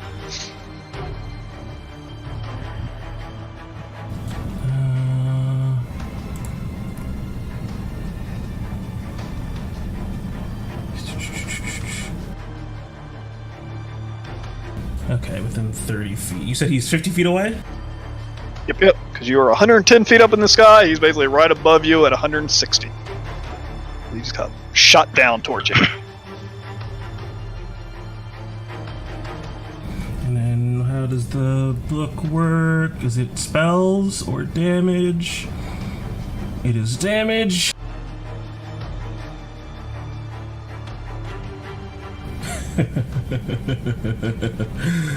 You can try to run from the light, but it purges all darkness as I just pour all of my energy into you. A great, big old 8th level fireball in the form of the sun, as it does radiant damage, and I'll have advantage on the damage, and I just launch it straight towards him. As I'll also move 30 feet closer, so I'm within 20 feet. Aw, shit. As it just soars after him. Give me that attack roll or saving throw, whatever you're 8th doing. level fireball, baby. Need the deck save. Dexterity saving throw. Where the fuck is fireball? With a 2, he is plummeting out of the sky at this point, trying to catch his balance. He has no time to pay attention to your magic, and he has no more legendary resistances left to protect himself. As give me that damage again. Whoo! That's more like it, doing 50 damage as this ball just explodes about him, and his wing is just torn to pieces as he just starts to spiral down towards the earth, as he is just barely alive. No! No! As he starts to fall. And Ashramka gives me her action. It's fine. Freddy, So how far is he now? still basically the same distance. You know what? Yeah, I'll move 40 feet towards him, so I don't know which direction that would be at this point. Just like Like down 40 towards the feet corner of the map. And, You're still like 280 feet away from him. well, no, like up or down, like whatever, you know what I mean, elevation and movement to get Yeah. 40 feet closer to him. Still 280 away from him. Still 280? I thought it was 280 before. It was 340 before. 320 before. 320 before. That was 280. Oh, that's too far. I'll use it to dash. So take another 4. Alright. As it is Ashimka's turn.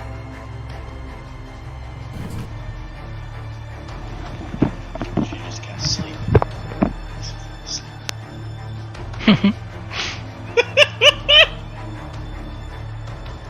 As this creature starts to plummet out of the sky, she reaches up her hand, and a shimmer of that sky starts to form. The stars start to break out through the clouds, but it's a strange line that starts to form underneath Karsa. The sky seems to crack and break and extend outwards underneath him as a wall seems to form. Karsa, Kosir!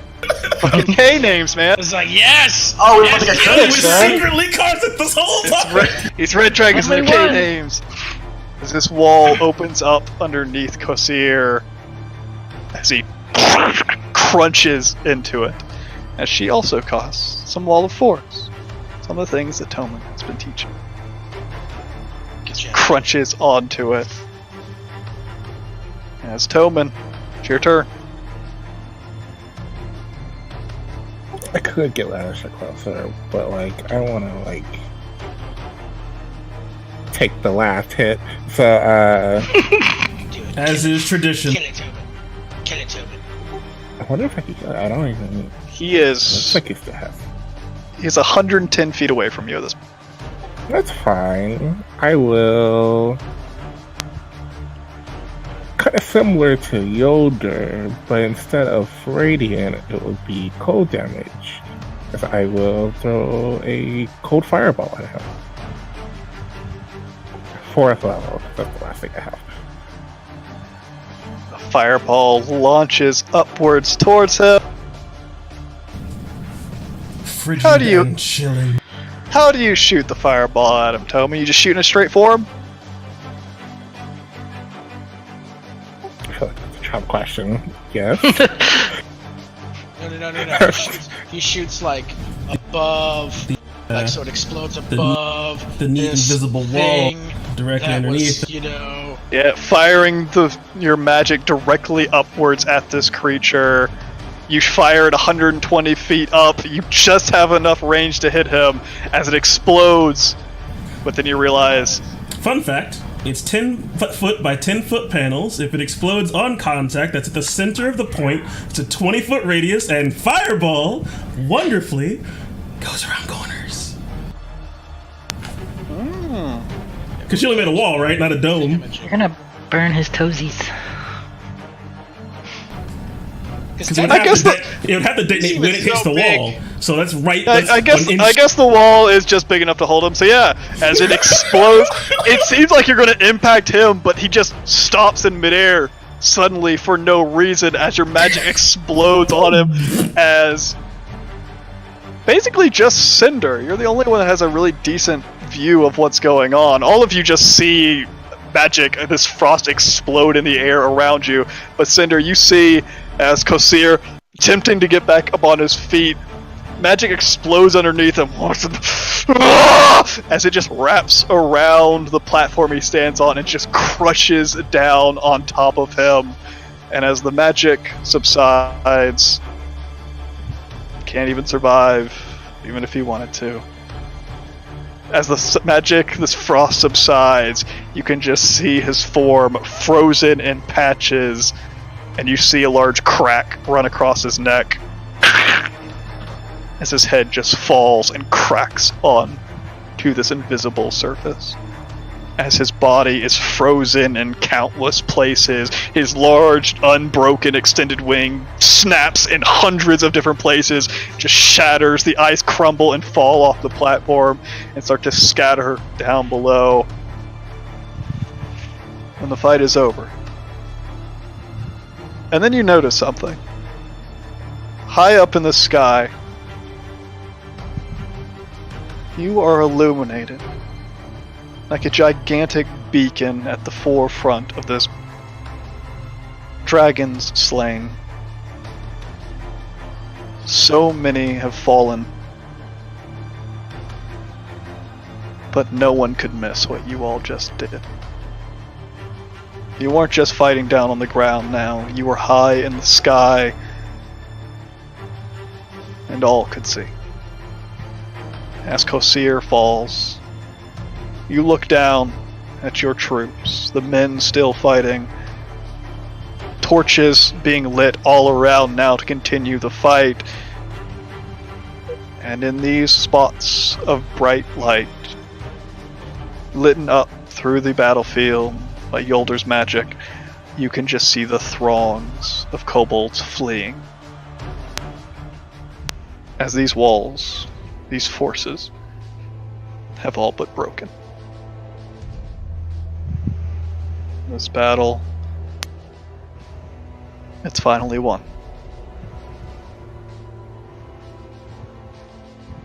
And that is where we're gonna call tonight's session. With the defeat of Kosir, the Jagged Flame, Bergirth, the Frozen Heart, Razorth, the Unquenched Hunger, Dezeg, the Coiling Dread. And far off in the distance, you hear the cheering of a crowd of soldiers.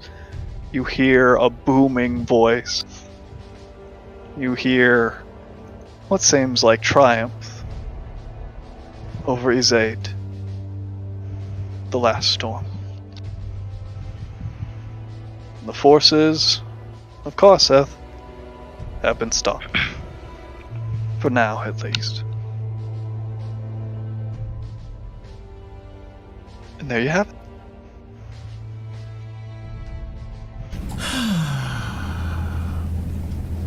God, that feels good.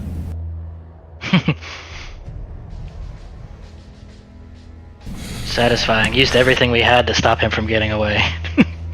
Every trick we could think of. Absolutely. Good shit.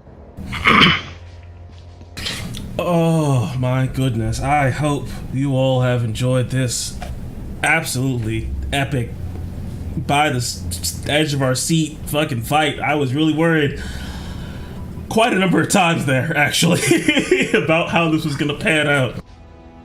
I don't like it when Lannister goes down. It's not a good sign. And we don't have Ive out here either. Whew. But it was a blast. I hope you all enjoyed watching it, and I hope you all will tune in next Sunday to see some more of the Expanse and all of our crazy high level, high power, and high, danger adventures. We do have a game this Tuesday, contrary to what we said, I want to say last Tuesday.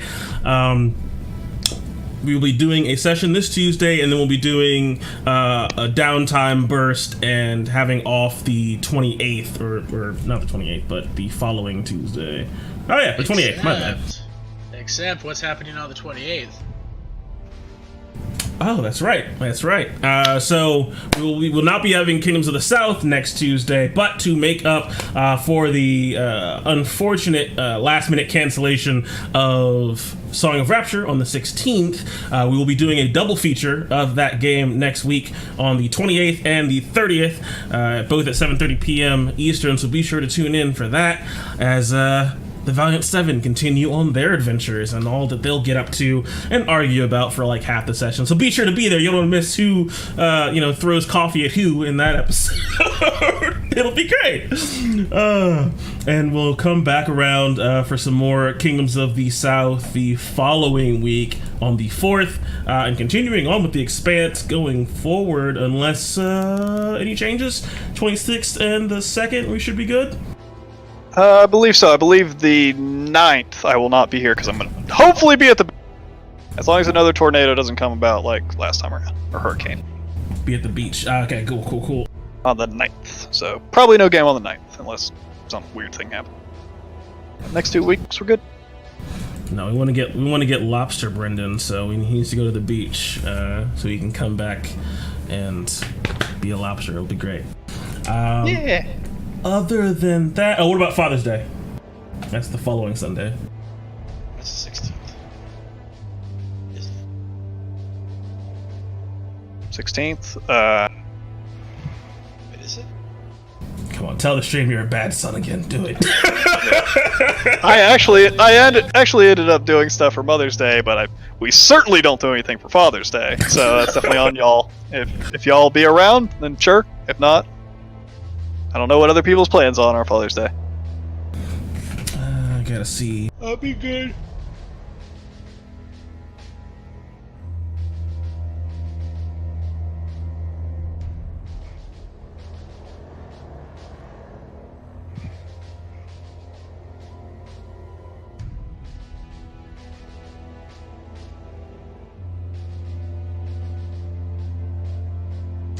No saves.